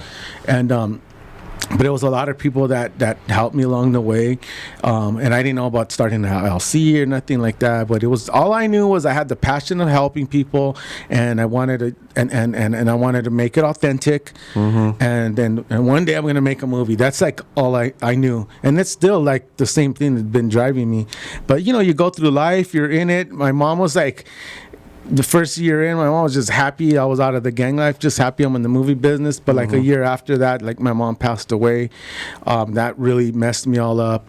Again, I hadn't dealt with any type of all of us hadn't dealt with any dealt with our trauma. You know, we were just out there figuring it all out. I was in, you know, money management, because like I was used to robbing and stealing, so like money comes, money goes. So any money I was making, I was treating it the same. I wasn't, you know, we had a good year, all right, boom, we're spending money. And in the business, you got to save, because you could have a good year and a bad year. You never know when. You could have one good year and freaking 3-5 bad years. The show you've been on is canceled now, so now. I remember someone saying it's either going to get canceled or it's going to run its time. One or the other. Yeah, exactly. You're going to be unemployed. But so you know, so I'm figuring all that out. Porn money management, anger issues, things are festering up, and then even with the fellas, we start like, you know, they starts being this a competition thing. How come you submitted him and not me? And I'm like, bro, like they picked who they picked. Yeah. Like, I mean, you know what I mean? Yeah. And I was honest with everybody. I've never like I had a Steven Oreo started doing the photos, so we had a big portfolio book, right? And I would go to the meetings and show them. And sometimes they wanted the guy with the, like Noel from Trinity. Yeah. They wanted the guy with the credits. Sometimes they didn't go on him. They wanted the guy with the most tattoos. Yeah. Do you have that book still? I probably do. Wow. Man, you know, dude, I have a shed full of stuff, dude, and in my shed. I'd like to see that book, dog. Yeah, remember one thing I'm asking is I want to see that book. Remind me. I'm pretty sure I have it. And then then I met Steven Cartoon, and Cartoon would always spit me game. Yeah. I got closer with the Steven because I wasn't getting tattoos or whatever, but Steven would take the photos. But then I started getting gigs for them too. Like you got this big commercial where they needed somebody to, it was a smoking commercial, and they needed somebody. I got the cast, and then they need somebody to do artwork on the lowrider. So Steven and Cartoon, they brought in their Soul Assassins team. They got the car, and then we brought in Steven brought in a Psycho Rum, and then Steven, they gave me a cut out of all that. Wow. So I didn't even know. Like I was just like, hey, let's just get everybody in. So I was like, and I got a little extra cash out of it. That was cool too. But that director. Well, the casting director's name is Mimi Webb Miller, and I want to give her a shout out because you probably know her. Yes. Dude, she was big back. What does she do now? Or what did she do that was big? I she know, did a lot of commercials mostly, okay, but she maybe I know her. She was at that on Bundy. Remember that casting facility? They had all the casting sessions out on Bundy. It was a specific building. I can't think of it. Yeah. But she was like the big dog there. She was it, yeah. There was other ones there, and we became friends. So put it this way: a lot of casting directors would like say, some were genuine and were getting us work, but some of them were using us too, and they were making money. Yeah, I get it. I didn't know the business. I was like just getting the guys and all that. And gals, but Mimi Webb Miller, like we did this big open call for her, and she came down and she looked at everybody, and she was the first one. This was big. I always remember. We're still friends. You know, she left the business, but we're still friends. And she was the first one. So we have the callbacks now with the director there. There's a director, the ad agency, and all that. Again, I didn't know none of that stuff back then. For that spot. She's the first one that did this. She walked me in and said, all these people are because of him. Wow. That was big. I was like, oh, that's pretty dope. Like, I wasn't doing it for that, but like, she didn't take credit for that. And I was like, oh man, it was very cool, very humbling, and just a great experience. And then that director's name is Baker Smith, who we're still friends to this day. Like, by texting and have their phone numbers. The director.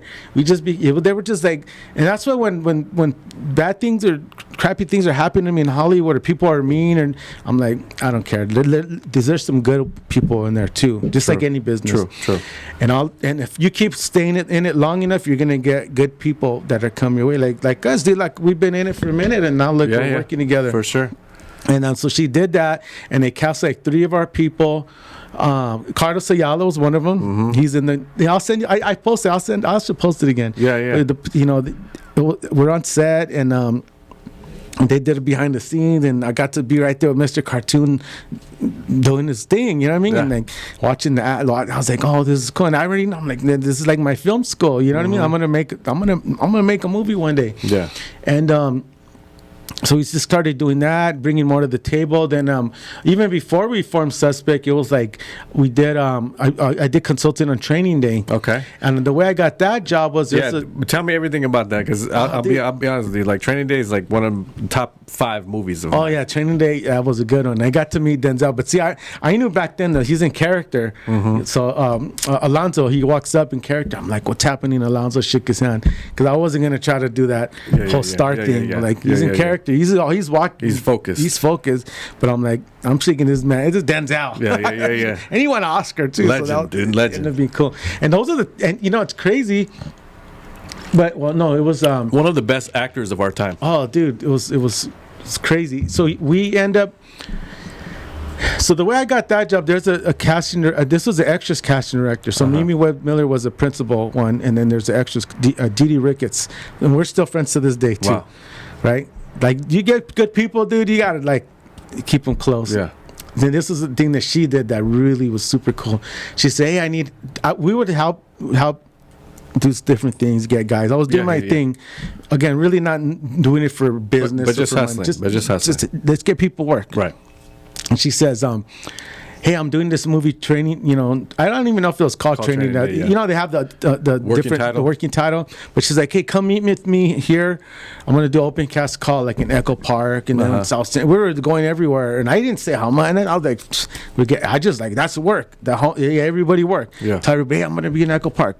Dude, this is not texting, no group texting, no group. This is calling people one by one. Bring all your cousins. Hey, bring all your, one by literally going, you know. And so we remember doing that. Okay, then we did another one, and then one day she calls me to her office, and she gives me a stack of time cards. Yeah. She goes, "Here, fill out all these time cards. Those are for all the days you came." I was like, all right. Those are some nice cash right there, you know?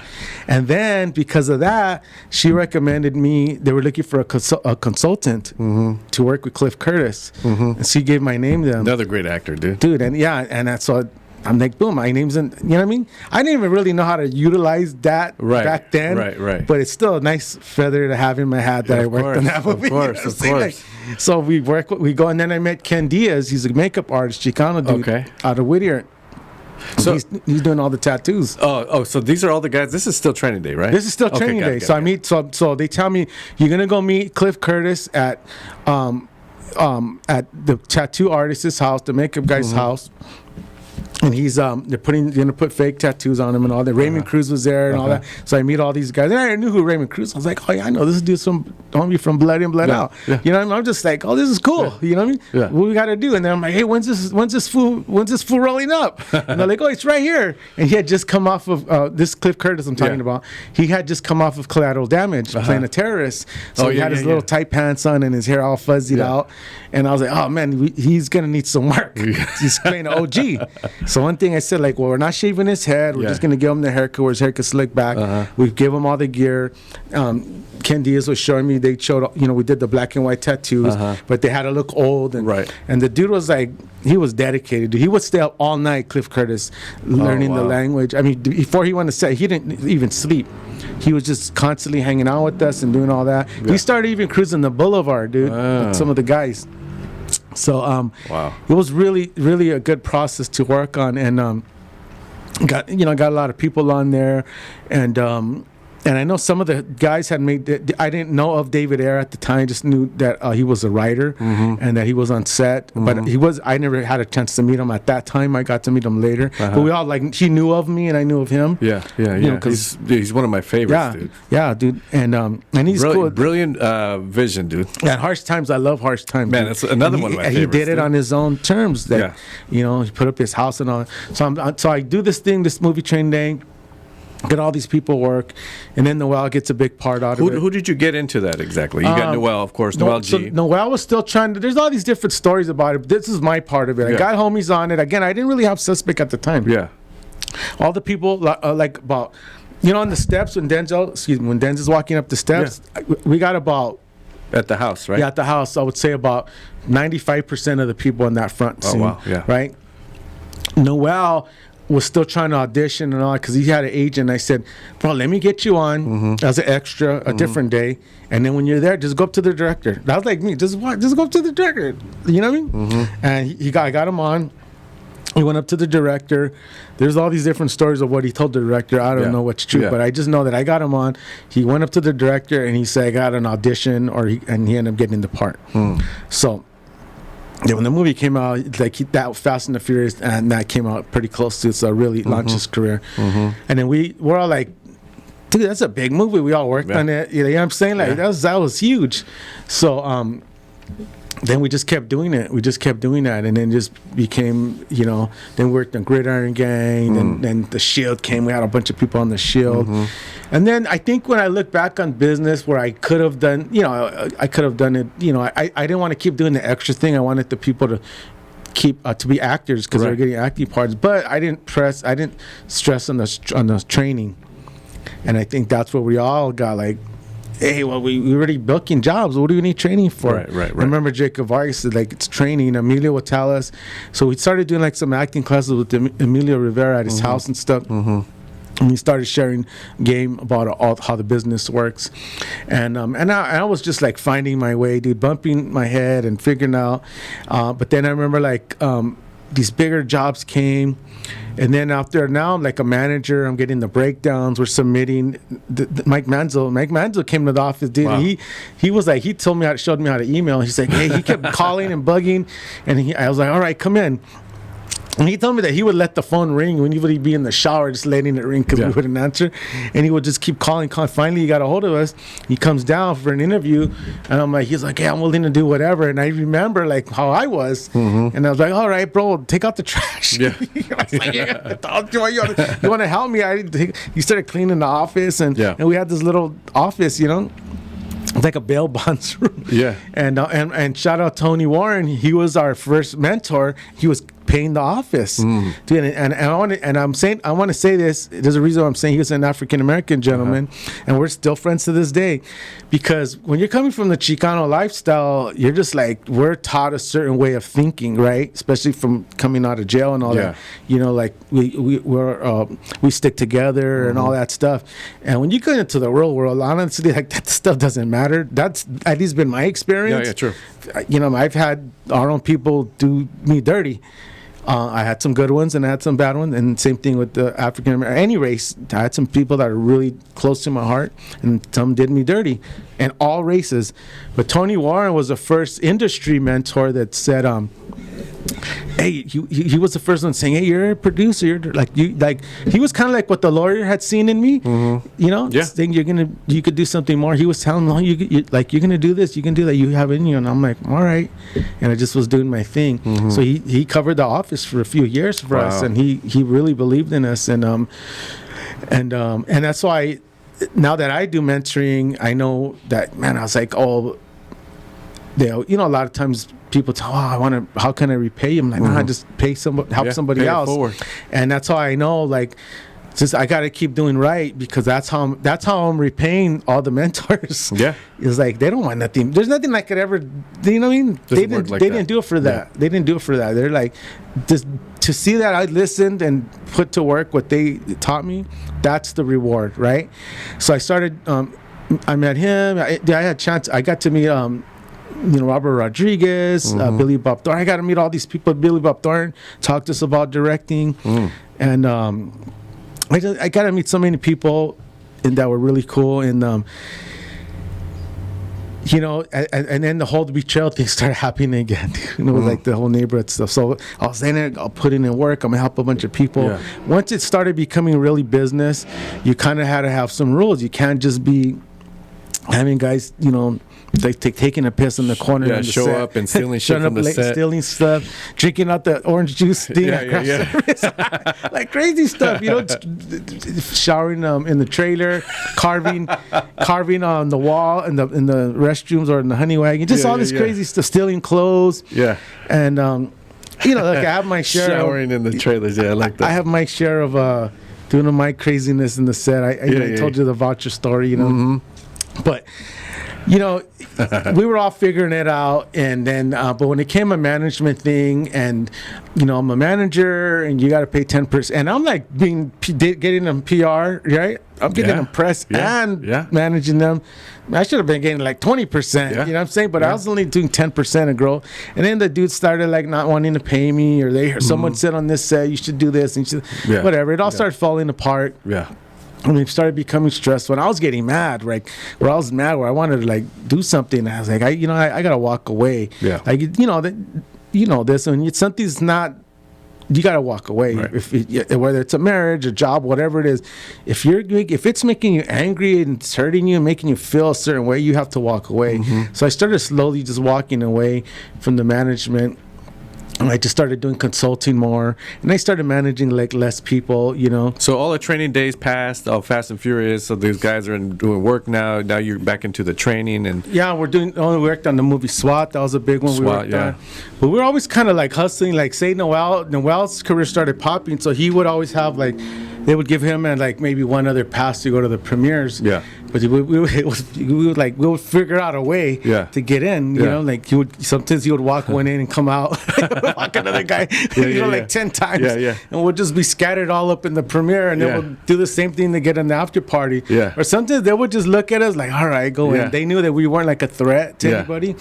And then we started doing press, so we would know the press people because they interviewed. Like, hey, what's up? That's great. So that was like, and that's like big to have that contact. Like I didn't. It's still big, but I didn't know it back then. I was just like trying to just be cool with everybody. Again, being naive, you're not just being cool with everybody was a good thing to even be cool to the people serving popcorn. Right. You know what I'm saying? So I was just like, dude, what the heck do we have to complain about? This is cool. Like, But the one time. So we get Gridiron Gang now. Now I'm more manager, right?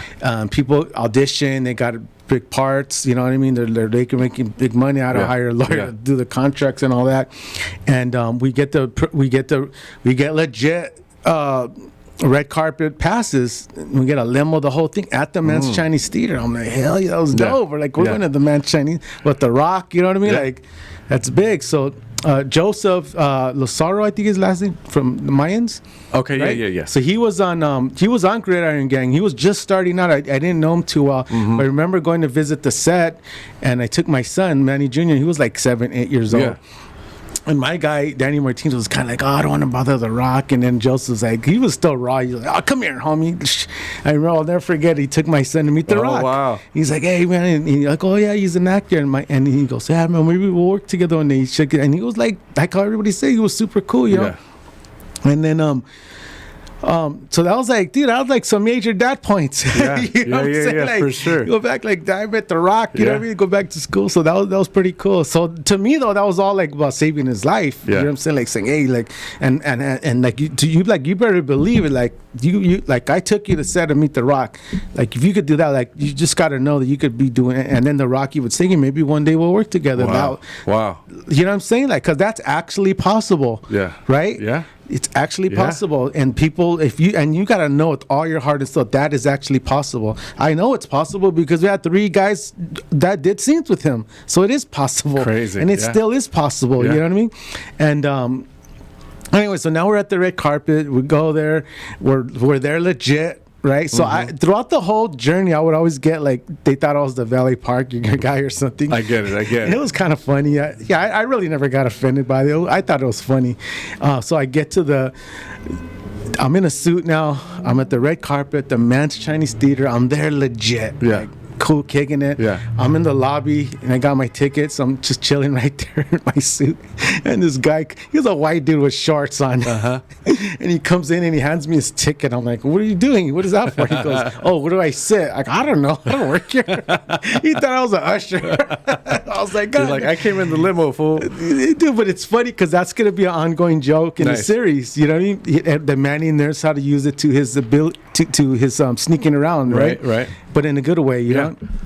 But I just thought that was so funny. I finally come legit, and I could, because there's nothing wrong with those jobs, you know. No. But it's just one of those things. It's like, oh, okay. Yeah, and and I said it didn't really bother me, you know what I mean? Which is funny. I always laughed it off. I was like, I don't care. I'm here legit, fool. Yeah. That's all I was thinking. I'm here legit. And in The Rock, after the movie finished, we're talking about Gridiron Gang. Yeah. He personally called each actor and left them a voicemail. Oh, wow. Yeah, and my guy Danny, like I remember, he saved it. He goes, I saved it. He saved it as long as he could have saved it. Right. The phone ran out. And actors, people that are actors trying to be an actor, pursuing acting, like so. Danny that year, Danny Martinez, he booked Gridiron Gang. He booked The Shield. He booked like a lot of stuff. He had like a really, really good year, and he made some good money. But he worked at Petco.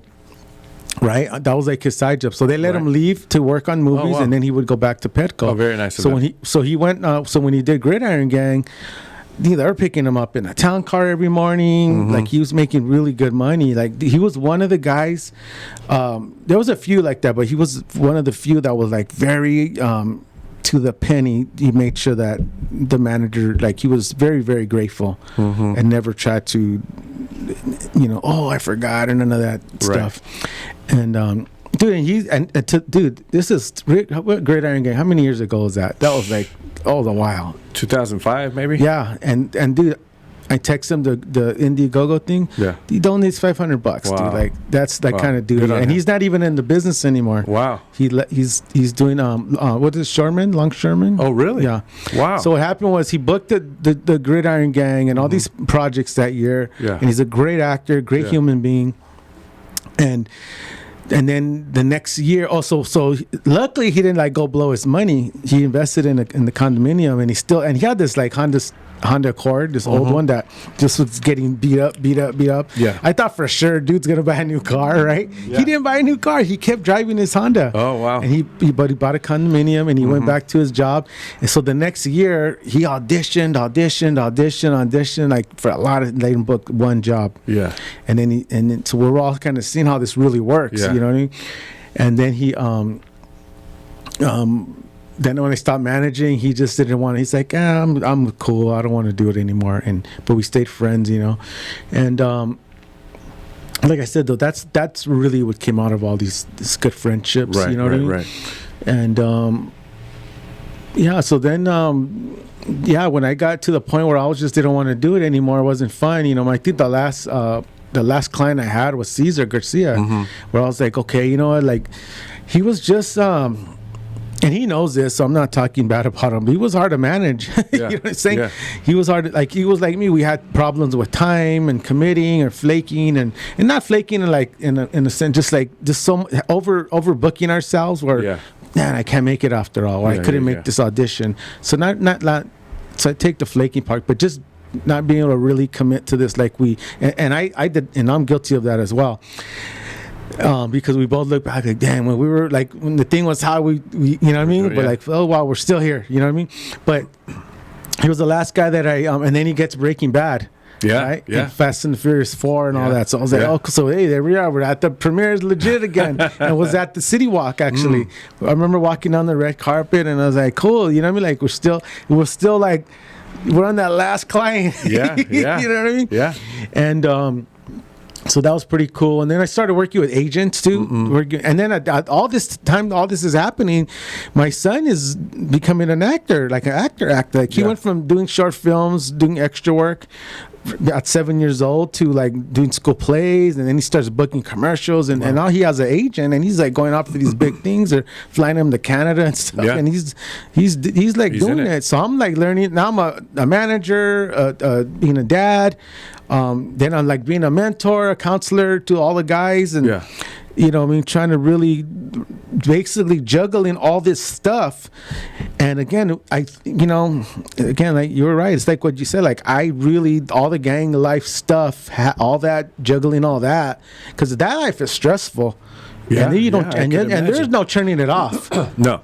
Even when you're at home asleep, there's no turning it off. You're going to sleep with stress. Again, the way I was in it, I'm like 24 hours stressed. Right. Stress from the cops, stress from gang banging, and then you're being with all these girls or whatever. Yeah.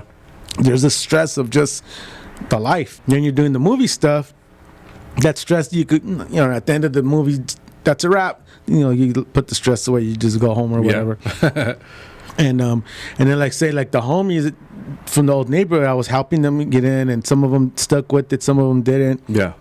Some died, some went to jail for a long time, and they knew that I was there to help them in a different way. Like, I'll help you if you want to do this. Right.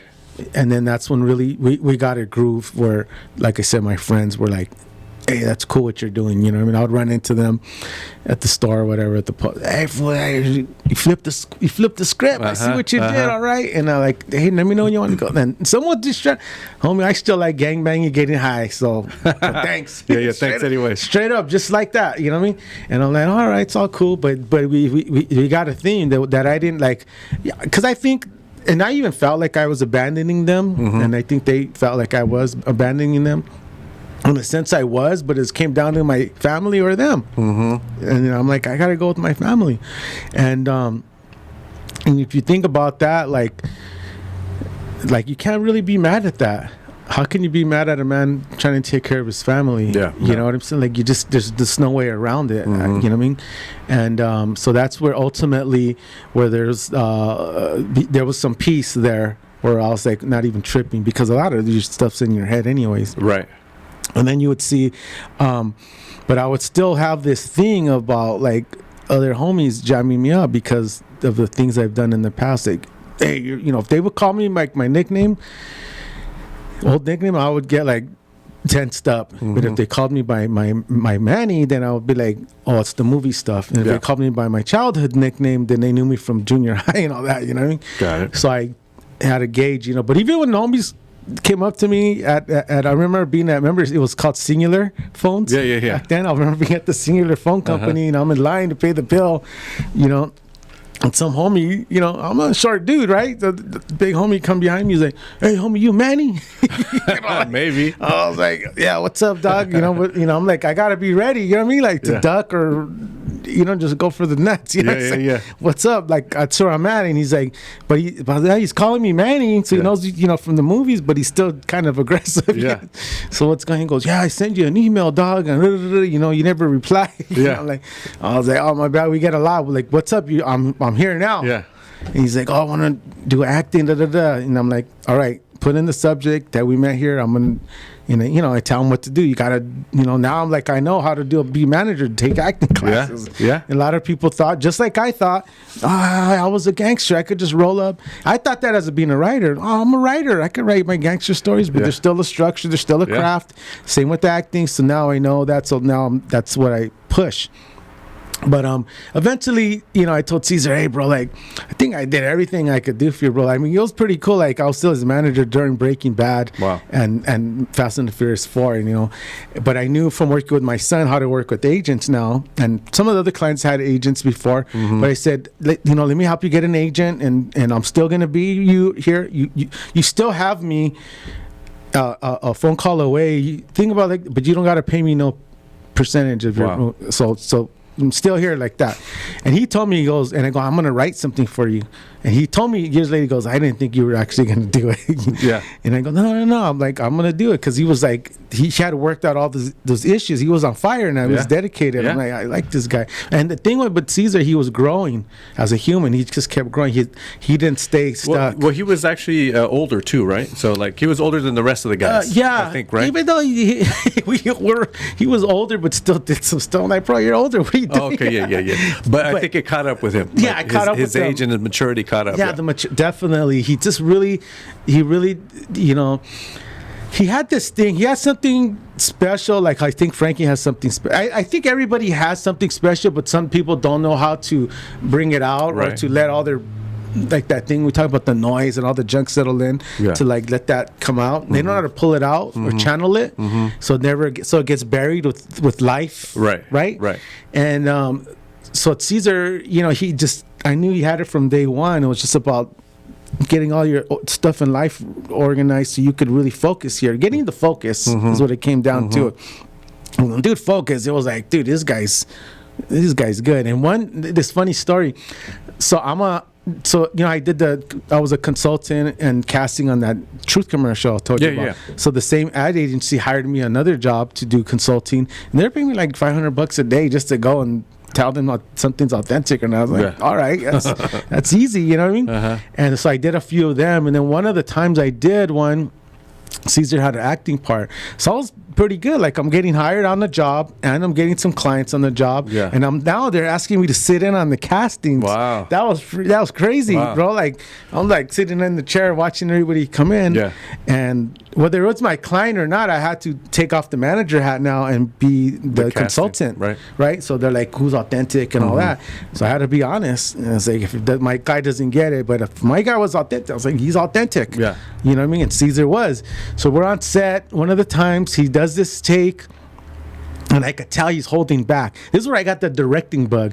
Again, I knew about making movies, but I never thought, like, I want to be a director. I just knew I want to make a movie. I didn't know what that meant. So we're on the set. He does the scene, and he's holding back. And all these people are there, and I go up to him, and I directed him. I told him something in the ear. I'll tell you after what I told him off but I told him something, and I was like, I pretty much told him like, man, F all these people, you know, blah blah blah blah, and it's like, just like to open up that thing, this beast that he had in him, right, dude. The next take he did, oh man, I wish we were doing behind the scenes on that. Wow. He freaking, dude, it's just like this thing that he'd been holding in his whole life just exploded, poof, and he just went, whoa, and then they said cut, and then he started smiling like nothing, because he went like dark. Yeah. And then he just like, and I was like, oh, dude. I mean, the whole crew, everybody was just like, hey. Yeah. It was that good, dude. Wow. And that's hard to do. And it's hard to do. And then he just shut it off and he starts smiling. Oh, you guys like it? I'm like, bro, that was good. And I'm like, and I was like, I knew. I go, we got that thing. Yeah. I always told him, I go, you and I are gonna have that Robert De Niro Scorsese thing. Yeah. And we do. And then when I started directing him after I wrote, it was like, just beautiful. And you know, and I have a part for him for the Suspect thing, which just wasn't in the pilot pitch, you know. But dude, he provided, you know, his clothes and all these things, and he provided and made himself available for me for the show, just like he was in it. Wow. So that's all he's always been. He's always been, hey, whatever my time is my time. If I could help. Mm-hmm. So, you know, same with Frank Alvarez. You know, he was giving me consulting and stuff on the bailiff. Right. And his family are sheriffs, and they were going to lend me clothes, but I had to I just feel safe. I don't want to lose their stuff because I had to leave it with the wardrobe, and I didn't want to feel responsible, like, oh, that's another burden, so I ended up renting it. But they were just still there for me and all that, and then after when I started writing and directing, and I started going to school, UCLA Extensions, driving all the way over there. It was like $500-600. Going and sit in class and just learning and just, you know, learning how to taking as much in as you can. Yeah, you know, just I did a production class, just like really trying to figure this out.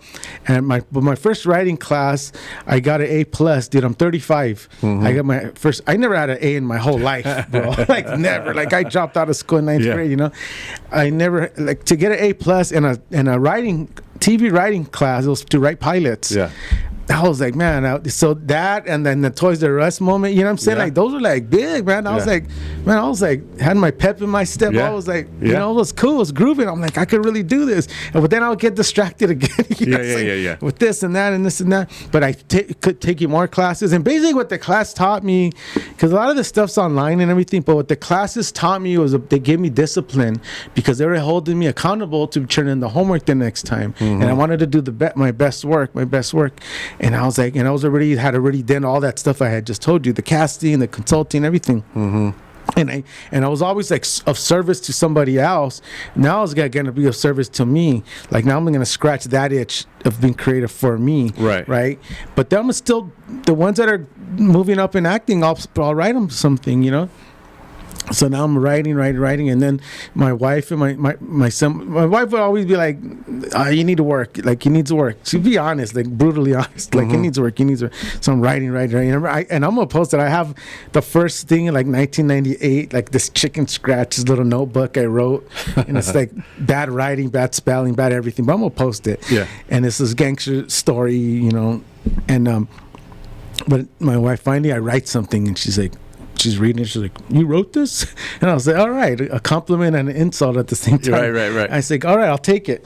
But like, and then people started saying like, "Hey, you're a good writer. You're not like you're good. Like keep doing this." So I was like, "All right, cool." But there were people that were honest with me. Yeah. So I really started like, okay, maybe I could really do. And it was like that thing again, like me not really speaking the proper grammar and not being too educated. I was able to write very easy to their voices that nobody really couldn't do. Makes sense, yeah. Because I was like, if I would have went and, you know what I mean, got real educated, edumacated, you know, I would have been like, you know, because people would try to help me with dialogue and they would be too, like, no, they don't speak like that. They speak like, you know, so it was flowing real easy for me. Right. And I started learning about characters and show Bibles and, you know, all the formatting and capitalize a character when you introduce them, all these things.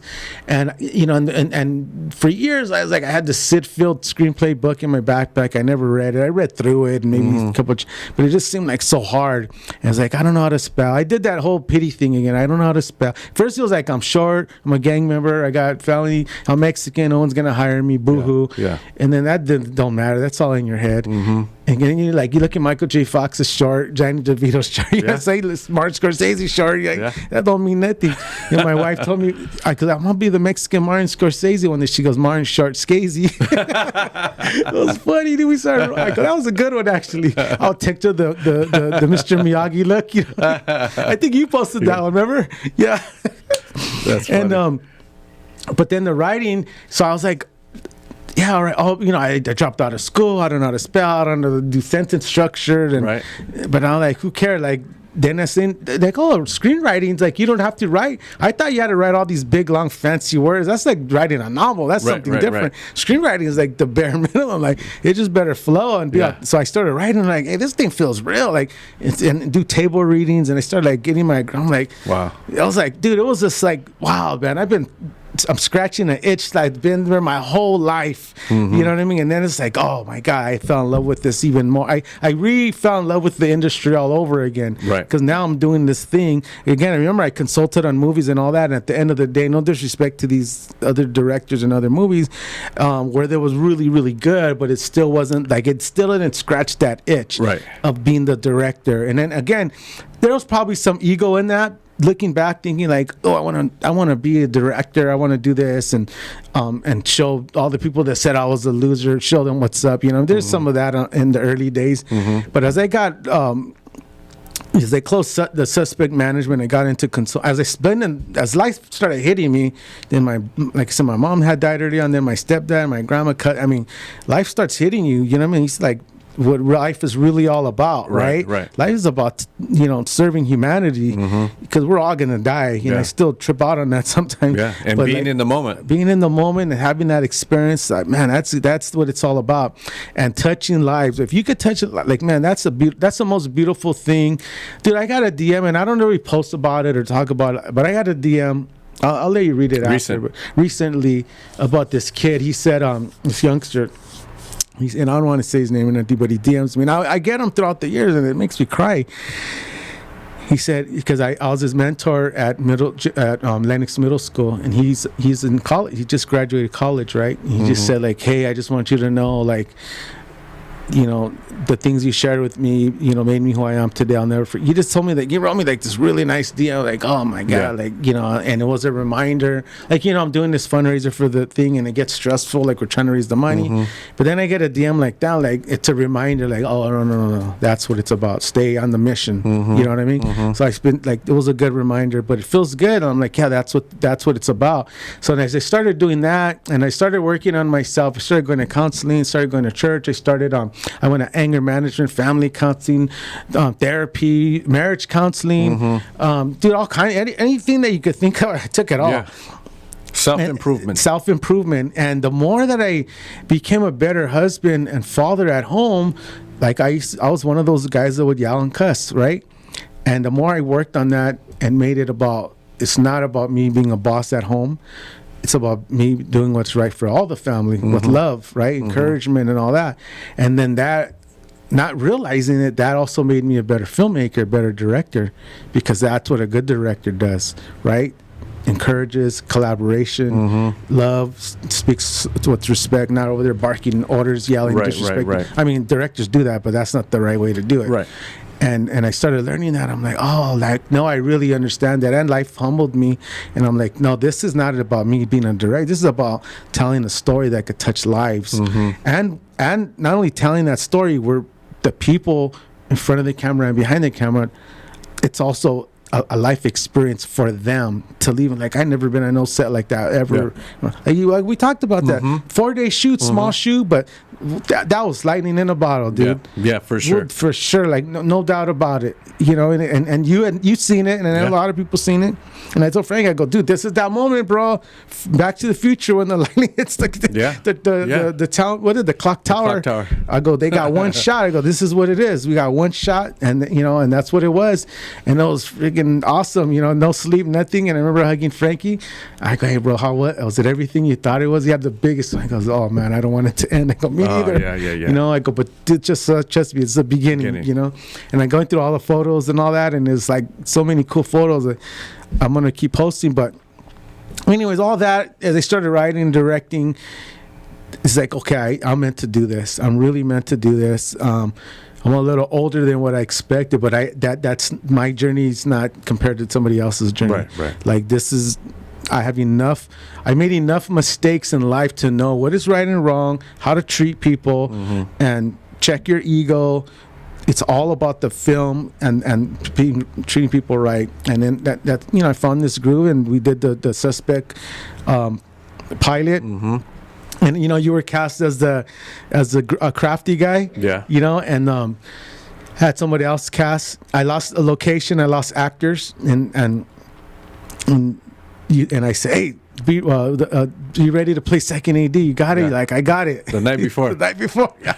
And I was like, we didn't have time to rehearse nothing. I'm just like, all right, let's go. Because, I was so busy having to rehearse the leads, Frankie and Carla. That was a lot. Yeah. Frankie, like, he never acted before. That's crazy. We worked with him for a while, but I mean, we worked on this for like a year.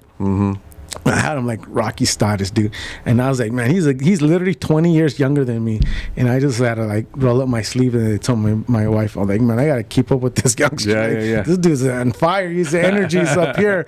So I was like, let's go, and I got a picture of when we first like got together, and we're like, we're gonna do this thing, but it was just his work ethic and his like, I was watching his post. He wasn't posting all this crazy, gang signs and all this stuff. Like, he was. I can't. Like, if you're, for people to listen, and if you're caught up in the life, I mean, then that's gonna be a big distraction. Whether we agree on it or not, like, I went through that, and I know that's the distraction. And at some point is going to pull you back in. And I've seen it from working with all the other clients, that the ones that went back to the life, that one time they went back to the hood, boom, something happened that took the rest of their lives in a different direction, and usually was not in a positive way. Right.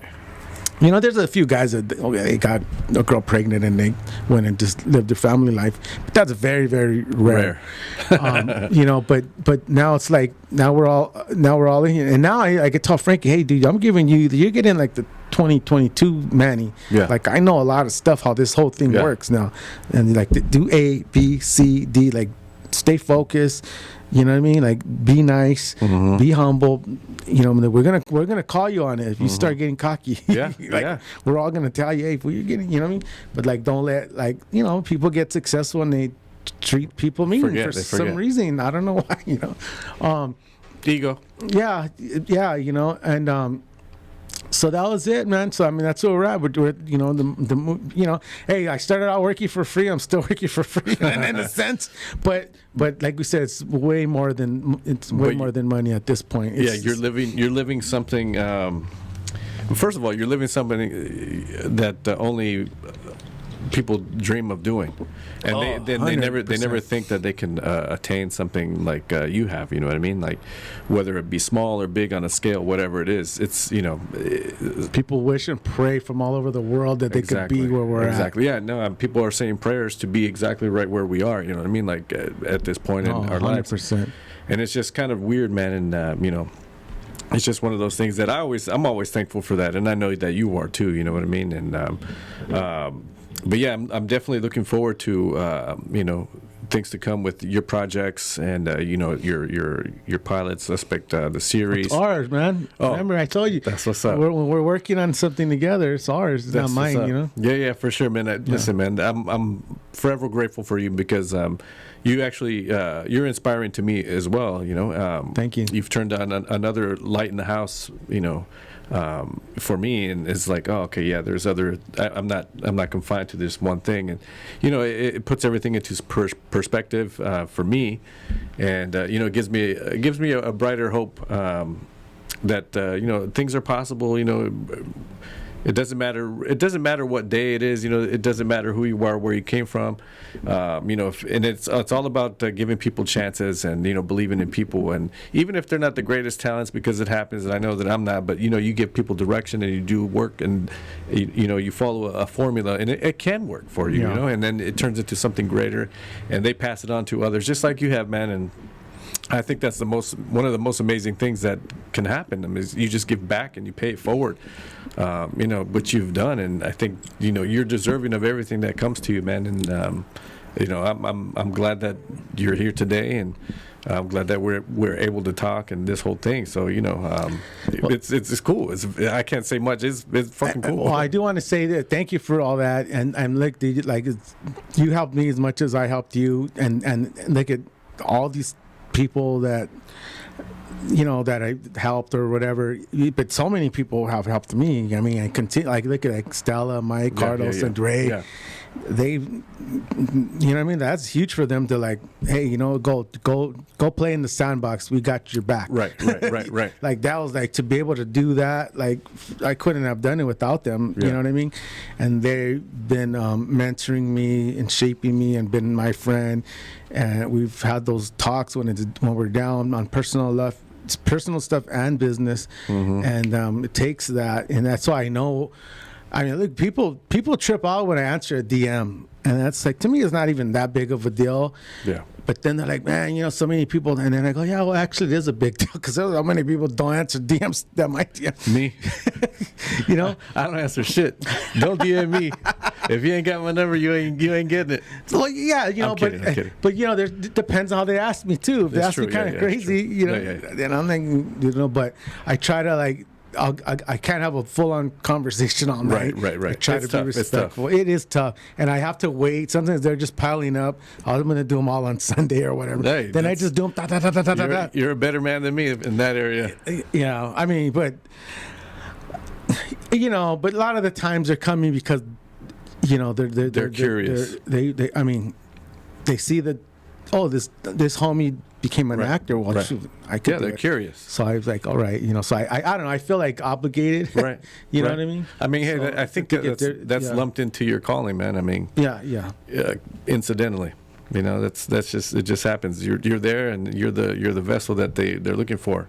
I mean, they're not going to find all the answers, of course. No, but for sure. you can point them in a direction that you've already walked through and you've seen already. So I think that's what that's about. Yeah, I think so too. And before I forget, we gotta plug the Indiegogo. Yeah, no, plug. Do your thing. Tell everybody where you can find everything. Your social medias, the Indiegogo, the donations, everything. Go. This is my first time doing an Indiegogo with the team, so I was always hesitant, but it's very hard asking for money. It's hard asking for money, But here's the whole thing: I'm not asking for myself, and know that. Yeah. You know what I mean? I'm not asking for. I'm asking for a project for everybody. Yeah. And that's straight from the heart. Yeah. So that I don't have a problem with. Right. Because I even have a problem posting, look at me, what I'm doing. I hate that stuff. But I don't have a problem posting for somebody else. Right. Yeah, me too. Giving plugs, plugging the people. Hey, I have no problem with that. And the people that know me know that that is sincere what I just said. So, so this, we're raising money we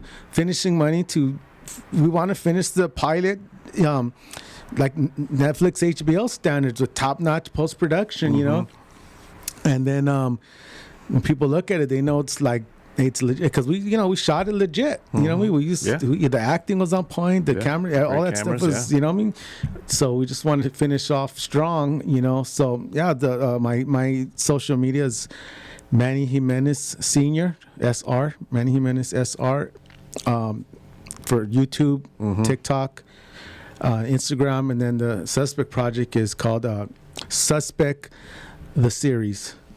Suspect the Series. Yeah, man. Like I said, I'm excited to see what's coming up. And then man, I can't say nothing but you're inspiring to me. And I'm glad to be able to call you my friend, man, my brother. So dude, likewise, dude. Hey, dude, you and a few other people because some of us were already close and some were not. Yeah. But you and a few, we got closer through the project. Absolutely. That, dude, that alone. Absolutely. You can't, dude. You really get to find out. I found out, you're already a cool guy. Being a cool guy only goes so far. That's type. Yeah. But now I get to see that you're actually a good-hearted individual that takes to other kind and good-hearted individual. So likewise, yeah. And that only happened for us to get to this level of our friendship by working on something like that, all under stress. You had to go through the fire. Yeah, absolutely. You had to go through the fire. So we're gonna have that journey, that experience together. Yeah. For forever. that's that builds brotherhood. You know what I mean? Like that's like you can't buy that. You can't find it anywhere. You can't. And the fact too, like I told you, I want to compliment you, man. When you came and you said, "Dude, I'm here all day." Yeah. Like, don't worry, from start to finish. Like, and I was like, "Oh, all right, cool." Because I was like, man, if he has to leave, I got you. Listen, anytime I say I'm going to do something, you got my word, man. Yeah, no, that was cool. So I just do that alone. I'm like, all right, that's cool, you know? Yeah. Because I'm big on that too. So, like, hey, I know how it is, production, you know. Listen, if we could do it, we could do it. If we can't do it, then it's a different story. But, you know, I always try to make a way where it's like, okay, no, I got to be focused on something. Like, today's just podcast day, you know what I mean? Yeah. Tomorrow could be something else. But, like, if we're doing a podcast, like, you know, it's got to be at least 6 hours of podcast. That's it. Let's concentrate on that. We can book the other 6 hours, whatever it is. The day for the shoot, like, the day's yours, you know? So it's that kind of thing. That's just my work. I don't even know if you call it work ethic. It's just the way that I feel that I need to be. Yeah. I don't even like calling it work. Yeah. No. Stuff, dude. This is fun, dude. Dude, this is fun. Like I said, people are dying to be in these seats. As much as they want to hate online and talk shit, you know what? Listen, there's 90 million other people that want to be in your seat, in my seat, in Chenta's seat, in this office, in this, you know, beautiful business that we're in. You know what I mean? It's only as beautiful as you make it. Dude, I would swear I thought the same exact thing what you just said. No doubt. Wherever you go in life, it's as much as whatever you make it. Yeah. Yeah. Well, Manny, listen, man. Thank you for coming out today.